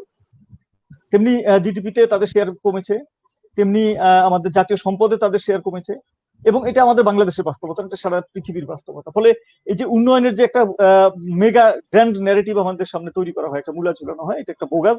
এটাকে প্রশ্ন করা, সন্দেহ করার এবং এটাকে খারিজ করার জন্য একটা বড় রকমের সামাজিক রাজনৈতিক আন্দোলন জরুরি। এবং এই আন্দোলনটা যৌথভাবে জরুরি না হলে, ব্যক্তিগতভাবে আমি যদি একটি তারা মাছকে সমুদ্রে ছুড়ে দিই, আমি সেই গল্পটি বলছি, তাহলে তো একটি তারা মাছের প্রাণ বাঁচে, একটি তারা মাছের প্রাণ গুরুত্বপূর্ণ। ফলে যে মানুষটি ছোট্ট একটি ইনিশিয়েটিভ নিয়ে একটি গাছের চারা রোপণ করলো, সেও একটি বিশাল অবদান রেখেছে। কিন্তু সামগ্রিকভাবে যদি পরিবর্তনের কথা বলি, তাহলে আমাদের ব্যাপ্তি বাড়াতে হবে, আমাদের ঐক্য বাড়াতে হবে, এবং আমাদের দার্শনিক জায়গাগুলো ফয়সালা করতে হবে, আমাদের রাজনৈতিক প্রশ্নগুলো স্পষ্ট করতে হবে, আমাদের অর্থনৈতিক উন্নয়নের নীতি দর্শনের উপরে নিয়ন্ত্রণ তৈরি করতে হবে, এবং সামাজিক সাংস্কৃতিক পুনর্নির্মাণ নিয়ে আমাদের কাজ করতে হবে। এই কাজটি তরুণরা করছে, এই কাজটি তরুণরা নেতৃত্ব দেবে। আমি আশাবাদী একটি সুন্দর সমাজ গড়ে উঠবে, কিন্তু তরুণরা একাই যথেষ্ট নয়। এটি রাজনীতিবিদদের কমিটমেন্টের জায়গাতে আসতে হবে। পলিটিক্যাল কমিটমেন্টের জায়গাতে যদি আমরা নিয়ে না আসতে পারি, শুধুমাত্র তরুণদের আন্দোলন একটি বড় রকমের সুফল দেবে না। কিন্তু এই যে প্রশ্নগুলো উঠছে, আজকে এসডিজি যে প্রশ্নের কথা বলছে, আমাদের সীমিত পরিমিত ভোগের কথা বলছে, আমাদের পরিমিত উৎপাদনের কথা বলছে, এরকম করে বৈশ্বিক পরিসরে একটি নাগরিক আন্দোলন, একটি সাংস্কৃতিক আন্দোলন, একটি রাজনৈতিক আন্দোলন একটি ইতিবাচক পরিবর্তন নিয়ে আসবে বলে আমি বিশ্বাস করি। অনেক ধন্যবাদ। থ্যাংক ইউ দাদা, অনেক ধন্যবাদ। ম্যাম, আমরা কি শোনা যাচ্ছে? হ্যাঁ হ্যাঁ আমরা হ্যাঁ, শুনতে আমরা পাচ্ছি। খুবই শেষ পর্বে চলে আসছি ম্যাম। শেষ কিছু প্রশ্ন ম্যাম। এই প্রশ্নটা আসলে রিসেন্টলি আমার সাথে শশাঙ্ক দাদার আলোচনা হয়েছিল একবার, ওই প্রসঙ্গে করা। সো সেটা হচ্ছে, আমি পেরিচাঁদ মিত্রকে কোট করতে চাই। পেরিচাঁদ মিত্র তার আমলেই উনি বঙ্গীয় কৃষি, বাংলার বা এই এলাকার মানুষ, কৃষিবিদ যারা, কৃষক যারা আছে, ওনাদের মাটি ধরন কিংবা কোন পরিবেশে কোন ফলটা বেশি ফলে এইটা জানানোর জন্য চেষ্টা করতেন। তো উনি দেখলেন যে যেহেতু সকল রিসার্চ ওয়ার্ক ইংরেজিতে প্রকাশ হয় বা বিভিন্ন অন্য ভাষায় প্রকাশ হয়, যেটা কৃষকের পক্ষে জানা সম্ভব না, উনি একটা সংঘ গঠন করলেন। সেই সংঘের মাধ্যমে ওই রিসার্চ ওয়ার্ক গুলোকে বাংলায় ট্রান্সলেট করে হচ্ছে কৃষকদেরকে বলা হতো, গ্রুমিং করা হতো, বা উনি অনেকগুলো বইও লিখছে। বঙ্গীয় কৃষি, আমার ঠিক বইটার নাম মাথায় আসছে না। পেরিচাঁদ মিত্রের এটা অন্যতম একটা গুড ওয়ার্ক হিসেবে ধরা হয়। আপনারা তো অনেকগুলো রিসার্চের কাজ করছেন কিংবা বিশ্ববিদ্যালয় কেন্দ্রিক রিসার্চ করছে পরিবেশ নিয়ে। বেশিরভাগ সত্যি কথা বলতে আমি একটা রিসার্চ, আমার এই মোটামুটি একটা রিসার্চের কাজ করার অভিজ্ঞতা হয়েছিল একটা পাবলিকেশনে। আমার একটা পাবলিকেশন আছে। তো এই ক্ষেত্রে ম্যাম একটা কোশ্চেন যদি করা যায় কিনা, কিংবা এটা নিয়ে রিসেন্টলি অনেকগুলো লেখালেখি হচ্ছে মিডিয়াতে, যে এই রিসার্চ ওয়ার্ক গুলা যদি আমরা বাংলায় ট্রান্সলেট করি বা মানুষকে জানাতে পারি, কিংবা এমন রিসার্চ আমরা করি যেটা দিয়ে হচ্ছে যেই ফলাফলটা শুধুমাত্র আমার ব্যক্তিগত পর্যায়ের ডেজিগনেশনাল বা প্রফেশনাল একটা বেনিফিট আনার পাশাপাশি আমার পরিবেশ এবং সমাজের লাভ হবে, এটা হচ্ছে, এবং কিছু জায়গায় হয়তো হচ্ছে না, দুইটাই আছে। তো এইটা যে আমি যাদের জন্য রিসার্চটা করছি, এটা আমি পৌঁছতে পারছি না কেন, বা এটা কি পৌঁছানো উচিত কিনা, আমাদের রিসার্চ গুলো বাংলা ট্রান্সলেট করে বা কোনোভাবে কি আমরা মানুষকে পৌঁছতে পারি কিনা, বা আমাদের রিসার্চ কি আমরা শুধুমাত্র দেখা যাচ্ছে যে এখন তো কোয়ালিটিভ রিসার্চের জায়গাটা কমে যাচ্ছে, কোয়ান্টিটিভ রিসার্চে আগাচ্ছে, বা এখন ল্যাব রিসার্চের জায়গা কম আগাচ্ছে, কারণ হচ্ছে ল্যাব রিসার্চে অনেক বেশি ইনভেস্ট করতে হচ্ছে। তো আমি থিওরিটিক্যাল রিসার্চের দিকে আগাচ্ছি, কিংবা হচ্ছে সেকেন্ডারি ডাটা বেশি ইউজ করার ট্রাই করি আর কি। একটা পাবলিকেশন এখন মোটামুটি ইজি বলা যায়। এই ব্যাপারটা নিয়ে আপনার কি কোনো কিছু বলার আছে কিনা, বা আপনাকে অন্য রিসার্চার যারা আছেন তাদের প্রতি কোনো কিছু বলার আছে কিনা? আচ্ছা, এখানে পরিবেশ সংক্রান্ত যখন আমরা গবেষণা করি তখন তো আসলে অ্যাকচুয়ালি সায়েন্টিফিক টার্ম আমরা তো জানি যে অনেক খটোমটো টাইপের। হ্যাঁ, সাধারণ মানুষ এটা অনেক সময় আমরা যদি ওই সায়েন্টিফিক টার্ম গুলো ব্যবহার করি ওরা খুব বিরক্ত হবে, দে উইল ফিল মনোটোনাস, তাই না? এটা স্বাভাবিক, এটা মনোটোনাস ফিল করবে, তাদের ভালো লাগবে না, বোর লাগবে। তো এখানে একটা প্রক্রিয়া আছে, সেটা হচ্ছে যে আমি যে সায়েন্টিফিক রিসার্চটাকে করলাম এটাকে ভাষাগতভাবে সহজ করে পপুলার রাইট আপ করা। হ্যাঁ, অর্থাৎ আমি এটাকে কোনো বাংলা নিউজ পেপারে আমি তার জন্য একটা ছোট আর্টিকেল লিখতে পারলাম যেটা সাধারণ মানুষ পড়তে পারবে, বুঝতে পারবে, এটা একটা ওয়ে। বা আমি কোনো আমার যে ইংলিশ আর্টিকেলটা, যে সায়েন্টিফিক আর্টিকেলটা আমি লিখেছি, এটাকে আমি ইংলিশ ট্রান্সলেটেবল করে, অর্থাৎ আমি ইংলিশে লিখছি কিন্তু সহজ ইংলিশে, সহজ পদ্ধতি ইংলিশে, যাতে ম্যাস পিপল, গণমানুষ সেটা পড়তে পারে, এটা একটা ওয়ে। আর দ্বিতীয়ত হচ্ছে এখানে আরেকটা প্রক্রিয়া আছে, যেমন আমার রিসার্চ এটা কি পলিসিতে ইম্প্যাক্ট ফেলছে, এটা কিন্তু আরেকটা নতুন একটা আসছে। যেমন এটা এখনকার রিসার্চ গুলাকে দেখা হয় যে এটা আলটিমেটরিকটা কত। হ্যাঁ, অর্থাৎ আমার রিসার্চটা এটা কোনো পলিসি মেকিং এ হেল্প করছে কিনা, বা কোনো পলিসি পেপারে সাইট হচ্ছে কিনা। অর্থাৎ আমার কোন একটা রিসার্চ যদি পলিসিতে হেল্প করে তার মানে কি ওইটার একটা ইম্প্যাক্ট আছে। হ্যাঁ, অর্থাৎ এখানে পলিসি মেকার মানে কারা, এখানে তো টপ লেভেল যারা আছে, যারা পলিসি মেক করতেছে দেশের জন্য, যারা নীতিমালা তৈরি করছে, তাদের কাছে কি পৌঁছাতে পারছে, এখানে কিন্তু এই প্রশ্নটা চলে আসতেছে। সো আমাদের যে সমস্যা, আমরা রিসার্চ করতেছি কিন্তু আমরা কিন্তু পলিসি মেকারদের কাছে রিচ করতে পারতেছি না। হ্যাঁ, হয়তো আমার পেপারে অনেক সাইটেশন হচ্ছে কিন্তু আমার পলিসি মেকারদের কাছে আমার কোনো গুরুত্ব নাই, they don't know anything about my research. তো এখানে সমস্যাটা হচ্ছে আমাদের দেশে যে বিজ্ঞান গবেষণার যে অনগ্রসরতা, যে আমলাতান্ত্রিকতা, এখানে সেই প্রশ্নটা কিন্তু চলে আসে। তারা যদি এক্ষেত্রে আরেকটু ফ্লেক্সিবল হতো, তারা যদি আমাদের রেজাল্ট গুলাকে জানার চেষ্টা করতো, আমাদের রেজাল্ট গুলো বোঝার চেষ্টা করতো, তাহলে হয়তো যে এই যে রিসার্চ এবং নলেজ যে গ্যাপটা, হ্যাঁ, এবং রিসার্চের যে সম্প্রসারণের যে গ্যাপটা, এই গ্যাপটা কিন্তু তৈরি হতো না। হ্যাঁ, তো দুঃখজনক হলেও সত্যি আমাদের দেশে এই অনগ্রসরতার মূল কারণ হচ্ছে এখানে আমাদের যারা সরকারের যারা আমলা আছেন, যারা নীতি নির্ধারক আছেন, এবং আমরা যারা এখানে ডাউনস্ট্রিমে যারা রিসার্চার আছে, তাদের মধ্যে একটা লম্বা একটা গ্যাপ রয়ে গেছে। তো এই গ্যাপটা যতদিন পর্যন্ত না এটা ইয়ে হবে, অর্থাৎ এটা কমে যাবে, ততদিন পর্যন্ত আমরা এখান থেকে খুব বেশি কিছু আশা করতে পারি না। তো তারপরে এর মধ্যে অনেকে রিসার্চ করছেন, অনেকে রিসার্চ পলিসিতে আসতেছে, অনেকে রিসার্চ মাস মিডিয়াতে আসতেছে, মানুষরা জানছে, শিখছে। তো আশা করা যায় ভবিষ্যতে হয়তো এই জিনিসগুলো আরো ইমপ্রুভ হবে। Thank you ma'am. এটা আসলে এই জন্য গুরুত্বপূর্ণ যে আমাদের নলেজ জায়গাটা অনেক বাড়বে, এবং হচ্ছে আপনাদের যে গুরুত্বপূর্ণ কাজগুলা সেই কাজগুলার যে ফিডব্যাকটা সেটা হচ্ছে ইউজ করে হচ্ছে আমাদের পরিবেশ উন্নয়নে আমরা ভূমিকা রাখতে পারবো, এবং হচ্ছে আমরা সচেতন হতে পারবো। এবং শুধু এটাও না, সাথে করে আমাদের যেই যারা পরিবেশের সাথে সরাসরি আর্থিকভাবে ডিপেন্ডেন্ট, আমরা সবাই ডিপেন্ডেন্ট, আমি বলতে যাচ্ছি, যেমন যারা হচ্ছে পানি নিয়ে যারা কাজ করছেন, সো যারা হচ্ছে জেলে, বা তারা এই ব্যাপারটাতে অনেক বেশি বেনিফিটেড একটা সুযোগ আছে। তো এতগুলা রিসার্চ ওয়ার্ক, এতগুলা জ্ঞান আমরা পুঞ্জীভূত করে অন্য একটা ভাষায় রেখে দিচ্ছি এবং জানাচ্ছি না, শিখাচ্ছি না। এটা আমরা এটা নিয়ে কথা বলছিলাম যে এটাকে আসলে ঠিক হচ্ছে কিনা, বা এটাকে এক ধরনের ক্রাইম হিসেবে ধরা যায় কিনা, একটা ইন্টেলেকচুয়াল ক্রাইম হিসেবে। আমাদেরও তো রাইট আছে জানার যে কি হচ্ছে আর কি। ম্যাম, আপনাকে অনেক ধন্যবাদ খুব সুন্দর করে দেওয়ার জন্য। সেক্ষেত্রে ম্যাম আরেকটা ব্যাপার, আমরা এটা কি করা যায় কিনা যে আমাদের পরিবেশ বিজ্ঞান নিয়ে, বা আমাদের যে ক্লাব গুলো হয়, ইউনিভার্সিটি ক্লাবের সবাই স্টুডেন্ট, সবাই তো মোটামুটি অনার্স লেভেলে আছে, ওরাও কিন্তু এই দায়িত্বটা গ্রহণ করতে পারে। যে আমি আপনার সাথে একমত যে এখানে ওরা কিন্তু এই দায়িত্বটা নিতে পারে, কারণ অনেক ভাষা আছে আঞ্চলিক ভাষা। হ্যাঁ, যেমন আমরা কিন্তু শুদ্ধ ভাষায় কথা বলছি, আবার কিন্তু সিলেট অঞ্চলে যিনি জেলে, বা আপনার যিনি চট্টগ্রামের যিনি জেলে, বা আপনার বরিশালের যিনি জেলে, সে কিন্তু আমার শুদ্ধ ভাষাটা সে ইয়ে করবে না, অ্যাকসেপ্ট করবে না। হ্যাঁ, তো তার জন্য আমাকে তার ভাষাতে কিন্তু ট্রান্সলেট করে বলে দিতে হবে। হ্যাঁ, যে আপনার এখানে সেটা যদি লবণাক্ত তার সমস্যা যদি হয়, স্যালাইনিটির সমস্যা হয়, তাহলে কিন্তু তাকে আমার তার ভাষায় বলে দিতে হবে যে আপনার এখানে পানিতে লবণাক্ততার সমস্যা আছে। হ্যাঁ, বা আপনার এখানে এই কারণে মাছ কমে গেছে, আপনার এখানে বন্যার প্রবণতা আছে, কাজে সেখানে আমাকে তাকে কিন্তু এটা ট্রান্সলেট করে বলে দিতে হবে। না হলে কিন্তু আমার রিসার্চটা, গবেষণাটা সে কিন্তু অ্যাকসেপ্ট করবে না। কাজে এখানে সে সম্প্রসারণ করার ক্ষেত্রে অবশ্যই আমার আঞ্চলিক ভাষার একটা গুরুত্বপূর্ণ ভূমিকা কিন্তু আছে এখানে। জি ম্যাম, আমি ক্লাবের কথা বললাম, আমিও তো ইউনিভার্সিটিতে ক্লাব করছি। তো আমার মনে হয় যে আমরা যারা কাজ করি আর কি, যে ক্লাবে থাকতেই আমাদের অনেক কন্ট্রিবিউশন একটা জায়গা থাকলে আমরা ওই ক্লাবে ঢোকার আগে কেরিয়ার, নেটওয়ার্কিং এইসব শব্দ এমন ভাবে ঢুকে দেওয়া হয় যে আমরা হচ্ছে অনেক বেশি কমার্শিয়াল হয়ে যাচ্ছি, আমাদের সম্পর্কগুলো কমার্শিয়াল হচ্ছে, আমাদের থটস গুলো কমার্শিয়াল হচ্ছে, এবং আমরা ঠিক যেভাবে ভার্সিটিতে ঢুকতেছে সেভাবে বেরোতে পারতেছে না। আমার মনে হয় যে আমরা ভার্সিটিতে ঢুকি হচ্ছে মোর হিউম্যান হয়ে, আর বেরিয়ে হচ্ছে লেস হিউম্যান হয়ে। অনেকগুলো নলেজ মাথায় থাকলেও বিবেকের জায়গা, আমি আমাকে ক্রিটিক করা পছন্দ করি, আমাদের কাজগুলো ক্রিটিক করি। আমার মনে হচ্ছে যে আমি যখন ক্লাবে ঢুকি, কিংবা অন্য মানুষজন ক্লাবে ঢুকে, তখন প্রথমেই বলে দেওয়া হয় যে এটা এই স্কিলটা তোমার কেরিয়ারে এটা সাপোর্ট করবে।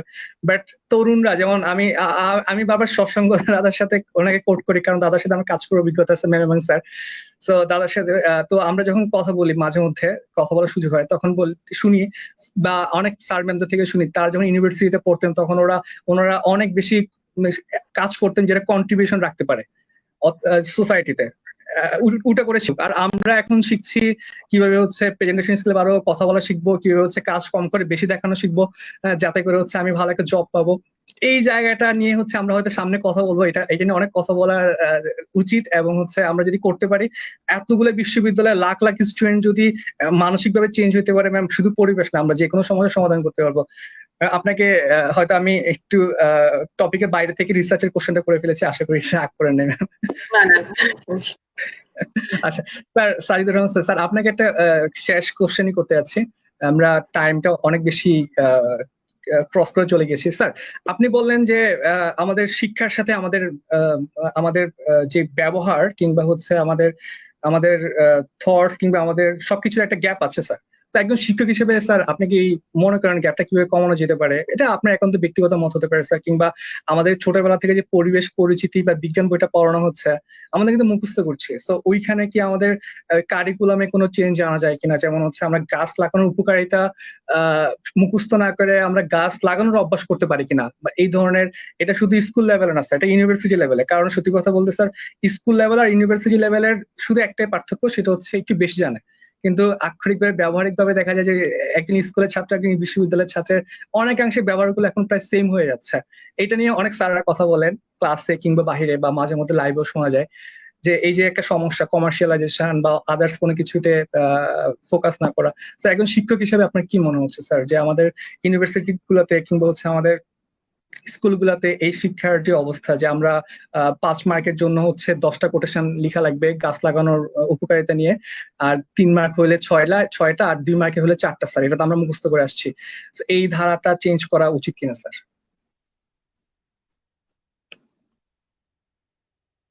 স্যার আপনাকে আনমিউট করতে হবে। ধন্যবাদ। আসলে আমরা যারা ছাত্র ছাত্রীদের সাথে আছি তারা সবাই এটা আসলে ইদানিং কালে অনুভব করছি। শুধুমাত্র পরিবেশ সংক্রান্ত ব্যাপারগুলো না, আসলে সামগ্রিকভাবে শিক্ষাক্ষেত্রে একটা ভাটার টানের দিকে যাচ্ছে, এবং সেটা কিভাবে ওভারকাম করা যায় সে ব্যাপারে অনেক ধরনেরই চিন্তা ভাবনা চলছে, কিন্তু পরিবর্তনটা আসলে ভাটার দিকেই যাচ্ছে। তো পরিবেশের দিক দিয়ে একটা কথা বলি যে আসলে যখন মানুষের সমস্যা, একটা খুব প্রচলিত কথা আছে আমাদের সমাজে, যে যখন দাঁত থাকে না তখন মানুষ দাঁতের প্রয়োজনীয়তা বুঝতে পারে। আমরা আসলে পরিবেশের দিক থেকে বিভিন্ন দিক দিয়ে আমরা সমস্যার সম্মুখীন হচ্ছি, এবং একই সাথে শুধু বাংলাদেশ না, পৃথিবীর সবগুলো দেশই। ফলে এটা এই সোশ্যাল মিডিয়ার যুগে আসলে মানুষরা আরো বেশি জানতে পারছে, কিন্তু সমস্যা হচ্ছে যে আমরা সবাই সচেতন, কিন্তু আমরা যখন কাজ করতে যাচ্ছি তখন কিন্তু আমরা সেটা এক্সিকিউট করছি না। একই কথা আমাদের করাপশনের ক্ষেত্রে, করাপশন খারাপ আমরা জানি, কিন্তু আমরা কিন্তু যারা সর্বোচ্চ শিক্ষিত তারা পুলিশ, বিসিএস কে পুলিশে যেতে চাচ্ছে, এবং খুব স্পষ্টই বোঝা যায় পুলিশে কেন যেতে চায়, দুটো কারণে, ক্ষমতা এবং সচ্ছলতা। তো এই জায়গা থেকে আসলে আমরা যে চক্রে বেঁধে গেছে, এখান থেকে বের হওয়ার জন্য আসলে সোজা রাস্তা কি আছে কিনা সে ব্যাপারে আমি সন্দিহান। এবং বিশ্ববিদ্যালয়গুলোতে শিক্ষকরা এখন আগে যেভাবে নিয়োগপ্রাপ্ত হতো সেখানেও আমরা সমস্যা দেখছি। সামগ্রিক ক্ষেত্রে আমরা এক প্রকার নেতিবাচকতা দেখছি। এই যে নেতিবাচকতা সমাজের সব জায়গায় আছে, সেখান থেকে বের হওয়ার রাস্তাটা কি আসলে আরো কঠিন হয়ে যাচ্ছে কিনা সে ব্যাপারেও প্রশ্ন তোলা যেতে পারে বা উত্তর খোঁজা যেতে পারে।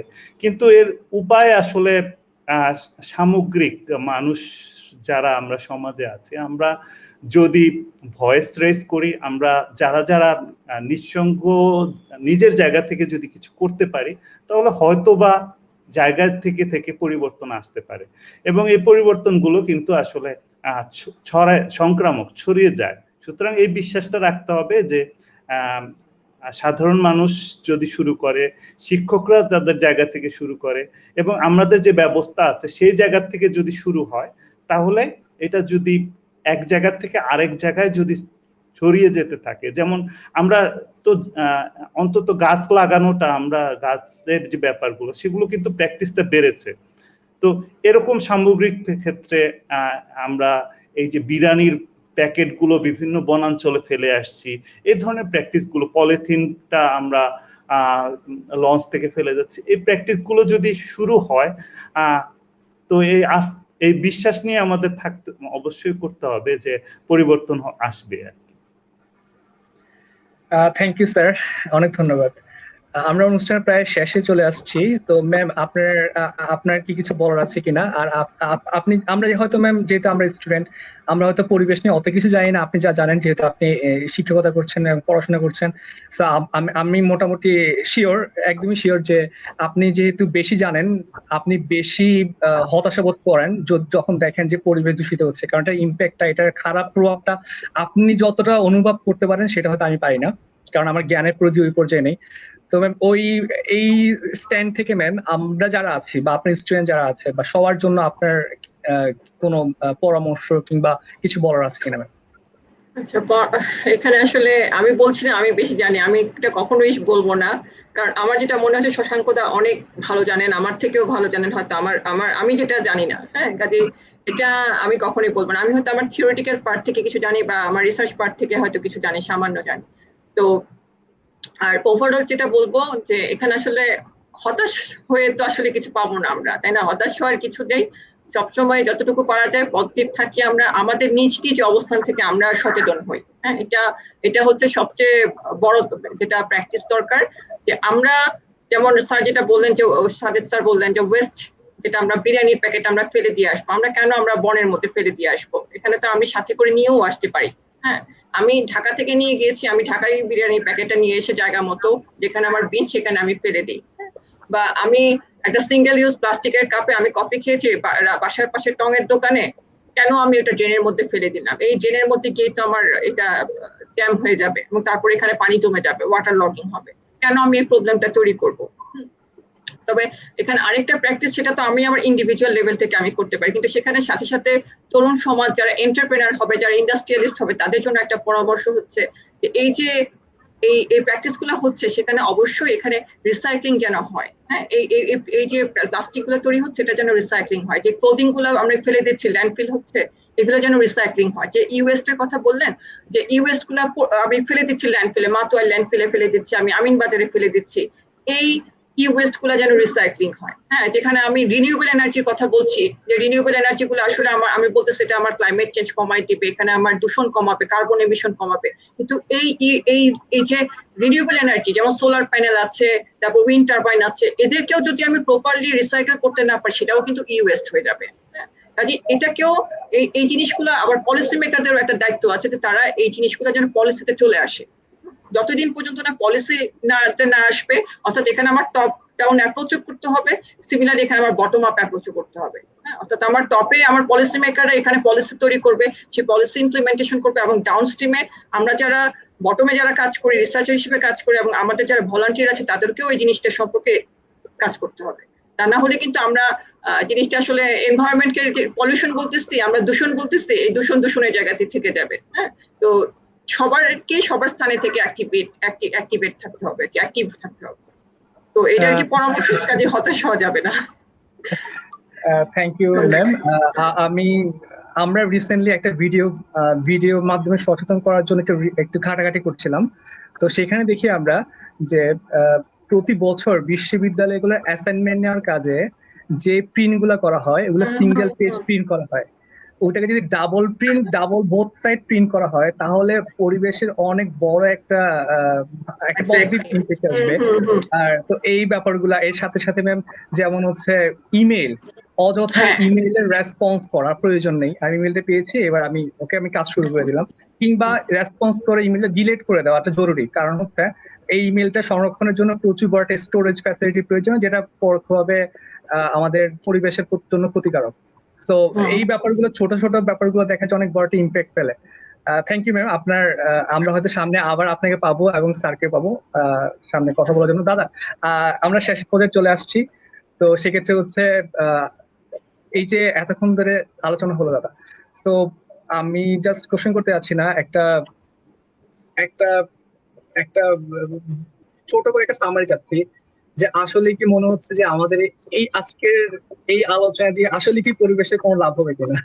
আমরা সত্যি কথা বলতে কোশ্চেন এই জন্য করতে যাচ্ছি যে আমরা নিজেরা খুবই কনসার্ন যে আসলে আমাদের কোনো কাজে যাতে হচ্ছে পরিবেশের ক্ষতি না হয়। বিশেষ করে আমি যারা কাজ করি, আমি সহ সাদিয়া এখানে আছেন, আমরা অনেক বড় একটা টিম কাজ করি, 40 জনের একটা টিম আছে। তো ওই টিমে হচ্ছে আমরা প্রায় মিটিং এ বলি যে এখনই তোমরা করো, ওই যে ফেসবুকে গিয়ে হিস্টোরিতে যাও, ওইখানে সারা বছর এই দিনে কি কাজ করেছো তা দেখাবে, গত বছরের এই দিনে, তার আগের বছরের এই দিনে, আননেসেসারি সবগুলো ডিলিট করে দাও। আমরা ভাবছি যে এই কাজটা জরুরি। তো এই যে আমরা লাইভ করছি, কিংবা হচ্ছে সবাই লাইভ করছে, এই কাজগুলা কার্যকারিতা কতটুকু, বা একটা সময় পরে কি এইগুলা ডিলিট করে দেওয়া উচিত কিনা, এটা পরিবেশের জন্য অবশ্যই জরুরি, বা আমরা করা উচিত কিনা, বা এই একটা ট্রেন্ড চালু করা প্রয়োজন কিনা, আমাদের প্রয়োজনে যে লাইক 15-20 বছর তো একটা লাইভের প্রয়োজন নেই, হয়তো আমরা 1 মাস থাকতে পারি, সবাই দেখলো, এরপর দেখা যায় আরো লাইভ আসবে, সাথে পিছনে চলে যাবে। এই ব্যাপারগুলো নিয়ে দাদা যেহেতু হচ্ছে এখন এগুলার এখন কোভিড সিচুয়েশনের কারণে শুধু অনলাইন ভিত্তিক হওয়ার কারণে কিন্তু ফেসবুক অ্যাক্টিভিটি প্রচুর বেড়েছে। তো হয়তো আমাদের গাছ রোপণ হচ্ছে, আমরা দেখলাম যে পরিবেশ নিজেকে হিল করে নিচ্ছে বলা হচ্ছে, আবার এখানে আমরা অনলাইনে পরিবেশ দূষণ করছি দাদা। এটা নিয়ে যদি আপনার কিছু বলা চাই, কিংবা আমরা শেষ কিছু শুনতে চাচ্ছি। Thank you. আমি প্রথমেই বিনয়ের সাথে বলে নিই আর কি, আমি একেবারে বিশেষজ্ঞ না, এবং আমার জন্য অত্যন্ত আনন্দের আমার বিশ্ববিদ্যালয়ের দুজন শিক্ষকের সাথে থেকে কথা বলার সুযোগ হচ্ছে। ফলে এখানে যারা আছেন, সাজিদুর রহমান স্যার এবং মাসুরা শাহনামী ম্যাম, আপনাদেরকে আমি শ্রদ্ধা জানাই। আমি জাহাঙ্গীরনগর থেকে বের হয়ে আসে আসলে একদম আত্মীয়তা অনুভব করছি। এই কাজটি, আজকের এই আলোচনাটি সফল কিনা, কোনো কাজ সফল কিনা আমি দুভাবে মাপবো আর কি। একটি হচ্ছে তার ফলাফল, একটি হচ্ছে তার প্রক্রিয়া। যে আলোচনাটা হলো এটি একটি সফলতা, আর এর ফলে কি হবে সেটি হচ্ছে আরেকটি সফলতার জায়গা। এই যে আলোচনাটি হচ্ছে, প্রশ্নটা উঠছে, মানুষ ভাবছে, মানুষ কথা বলছে, এই কথা বলাটাই, এই প্রয়াসটাই একটি সফলতা। এটা হচ্ছে এক নম্বর।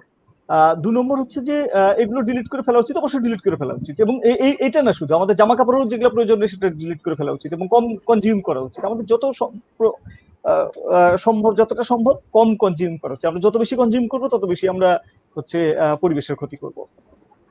ফলে সেই সতর্কতাটা আমাদের থাকতে হবে। এটি দুটি কারণে হয় না। একটা হচ্ছে আমরা জানি না অনেক সময় যে আমাদের যে কার্বন ইমিশনের ক্ষেত্রে আমাদের এই ডিজিটাল ইউজ আমাদের কতটা ভূমিকা রাখছে, বা অন্যান্য ভোগ্য পণ্য ব্যবহার কতটা ভূমিকা রাখছে, না জানার কারণে, অসচেতনতার কারণে। আরেকটা হচ্ছে আমাদের দায়িত্ববোধ ভাবে গড়ে ওঠেনি, এবং আমাদের চর্চাটা ওইভাবে নাই।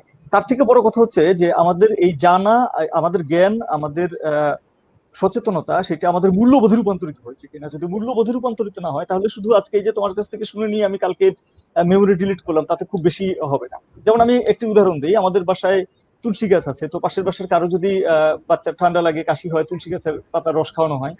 তো কেউ একজন হয়তো রাতে আসলো যে তার বাচ্চার লাগবে, তুলসী পাতা লাগবে, তো আমার মাকে বলবে যে কিছু মনে করো না, একটু কালকে সকালে আসো না, রাতের বেলায় আমরা গাছের পাতা ছিঁড়ি না। তো এটা আমি খুব ছোটবেলায় খেয়াল করেছি। আমাদের গ্রামের অন্যান্যদের দেখতাম যে গাছের ফল রাতের বেলায় ছেঁড়া যাবে না। তাহলে কেন ছেড়ে যাবে না প্রশ্ন করলে হয়তো আমার মায়ের কাছে ওই ব্যাখ্যাটা নেই, বা ওই গ্রামের ওই কৃষকের কাছে সেই ব্যাখ্যাটা নেই, কিন্তু ওইটা তো ভ্যালুতে রূপান্তরিত হয়েছে যে বৃক্ষের অংশ রাতের বেলায় ছেড়া যাবে না। এই যে বৃক্ষের প্রতি একটা ভালোবাসার মূল্যবোধ, এই মূল্যবোধটা ভেতরে থাকা একটা ব্যাপার। এটা হচ্ছে আমার দ্বিতীয় বক্তব্য আর কি। তৃতীয়ত যে কথাটি আমি বলে শেষ করতে চাই আর কি, সেটি হচ্ছে সব থেকে যেটি গুরুত্বপূর্ণ, সেটি হচ্ছে মানুষকে কেন্দ্রে রেখে পৃথিবীটাকে দেখার এই দৃষ্টিভঙ্গিটা আমাদের বদলাতে হবে। এটি একটা ভয়ঙ্কর প্রবণতা, এটি একটি বিধ্বংসী প্রবণতা। আজকে যদি প্রধান দুটি কারণ আমি চিহ্নিত করি, এই পরিবেশ বিপর্যয় তো আমাদের জন্য ভয়ঙ্কর সংকট তৈরি করেছে, জলবায়ু যার একটি, আরো সামগ্রিকভাবে দুটি কারণ যদি বলি, তার একটি হচ্ছে অ্যানথ্রোপোসেন্ট্রিজম, মানুষকে কেন্দ্রে রেখে সবকিছু দেখা, এই যে একটা অহম, যে আমি সেরা, আমি গিয়ে পতাকা উড়াবো যে আমি সেরা, আমি তোমাকে দখল করেছি, এটি একটি সংকট। দ্বিতীয় সংকট হচ্ছে কর্পোরেট পুঁজিবাদের আগ্রাসন, সারা পৃথিবীটা দখল করে ফেলেছে, এই পুঁজি তৈরির উপকরণে পরিণত হয়েছে। আমরা তো মানুষ নাই, প্রাণ সম্পন্ন মানুষ না, আমরা হচ্ছে তাদের পুঁজি উৎপাদনের উপকরণে পরিণত। আমাদের রাষ্ট্র ব্যবহৃত হয় তাদের চাপের কারণে, তাদের কাছে বাধ্য হয়। আজকে পোর্ট তৈরি হবে কি হবে না, এটা গ্লোবাল জিওপলিটিক্যাল আসরগুলোতে সিদ্ধান্ত হয়। বাংলাদেশে পোর্ট কোথায় হবে, পতেঙ্গাতে হবে নাকি ইয়েতে হবে, আরেক জায়গাতে হবে, সিপোর্ট কে করবে, ঠিক আছে। ফলে দুটি জায়গা যদি আমি একটু বলি, একটি হচ্ছে বিশ্ব পুঁজিবাদের, কর্পোরেট পুঁজিবাদের, একটা হচ্ছে অ্যানথ্রোপোসেন্ট্রিজমটা কিন্তু আমরা খুব চট করেই মোকাবেলা করতে পারবো আমরা যদি প্রচুর আলোচনা করি, বিশেষ করে তরুণদের মধ্যে দৃষ্টিভঙ্গির পরিবর্তন। আমাদের পূর্ব প্রজন্ম মানুষের মধ্যে মূল্যবোধটা কিন্তু ছিল, তারা কিন্তু পশুকে ভালোবাসতো, প্রাণীকে ভালোবাসতো। কোরবানির জন্য যে গরুটা আমাদের মুসলিম পরিবার পাঠাতো, সেই গরুটা পাঠানোর পরে আমার কিশোর মা কিন্তু চোখের পানি ফেলতো ওই গরুটার প্রতি মায়ার দিক থেকে, আমি নিজের চোখে দেখেছি। অর্থাৎ পরিবেশের সাথে তার একটা ভালোবাসার সম্পর্ক, একটা মূল্যবোধের সম্পর্ক আমাদের সমাজে ছিল, 1000 বছর ধরে ছিল, সেটি ধ্বংস হয়েছে। সেটাকে ফিরিয়ে আনা এবং অ্যানথ্রোপোসেন্ট্রিজমের জায়গা থেকে বেরিয়ে আসা। দ্বিতীয়ত হচ্ছে এই বিশ্ব কর্পোরেট মোকাবেলা, সেটা একটি বড় রাজনৈতিক সংগ্রামের প্রশ্ন, তার সমাধান হবে না। কিন্তু এই যে আজকে কিছু তরুণ প্রশ্ন করছে, আলোচনা করছে, এটি তো একটি আশাবাদের ব্যাপার। ফলে আশাবাদ ছাড়া তো আমাদের আর কিছু করার নেই, আশাবাদটাকে ছড়িয়ে দিতে হবে, কথা বলে যেতে হবে, বিস্তৃত করতে হবে। অনেক ধন্যবাদ। অনেক ধন্যবাদ দাদা এবং শারমিয়া সাইদুর রহমান স্যার। অলরেডি হচ্ছে আমাদের কমেন্ট চলে আসছে যে এরকম আরো আলোচনা চাচ্ছে।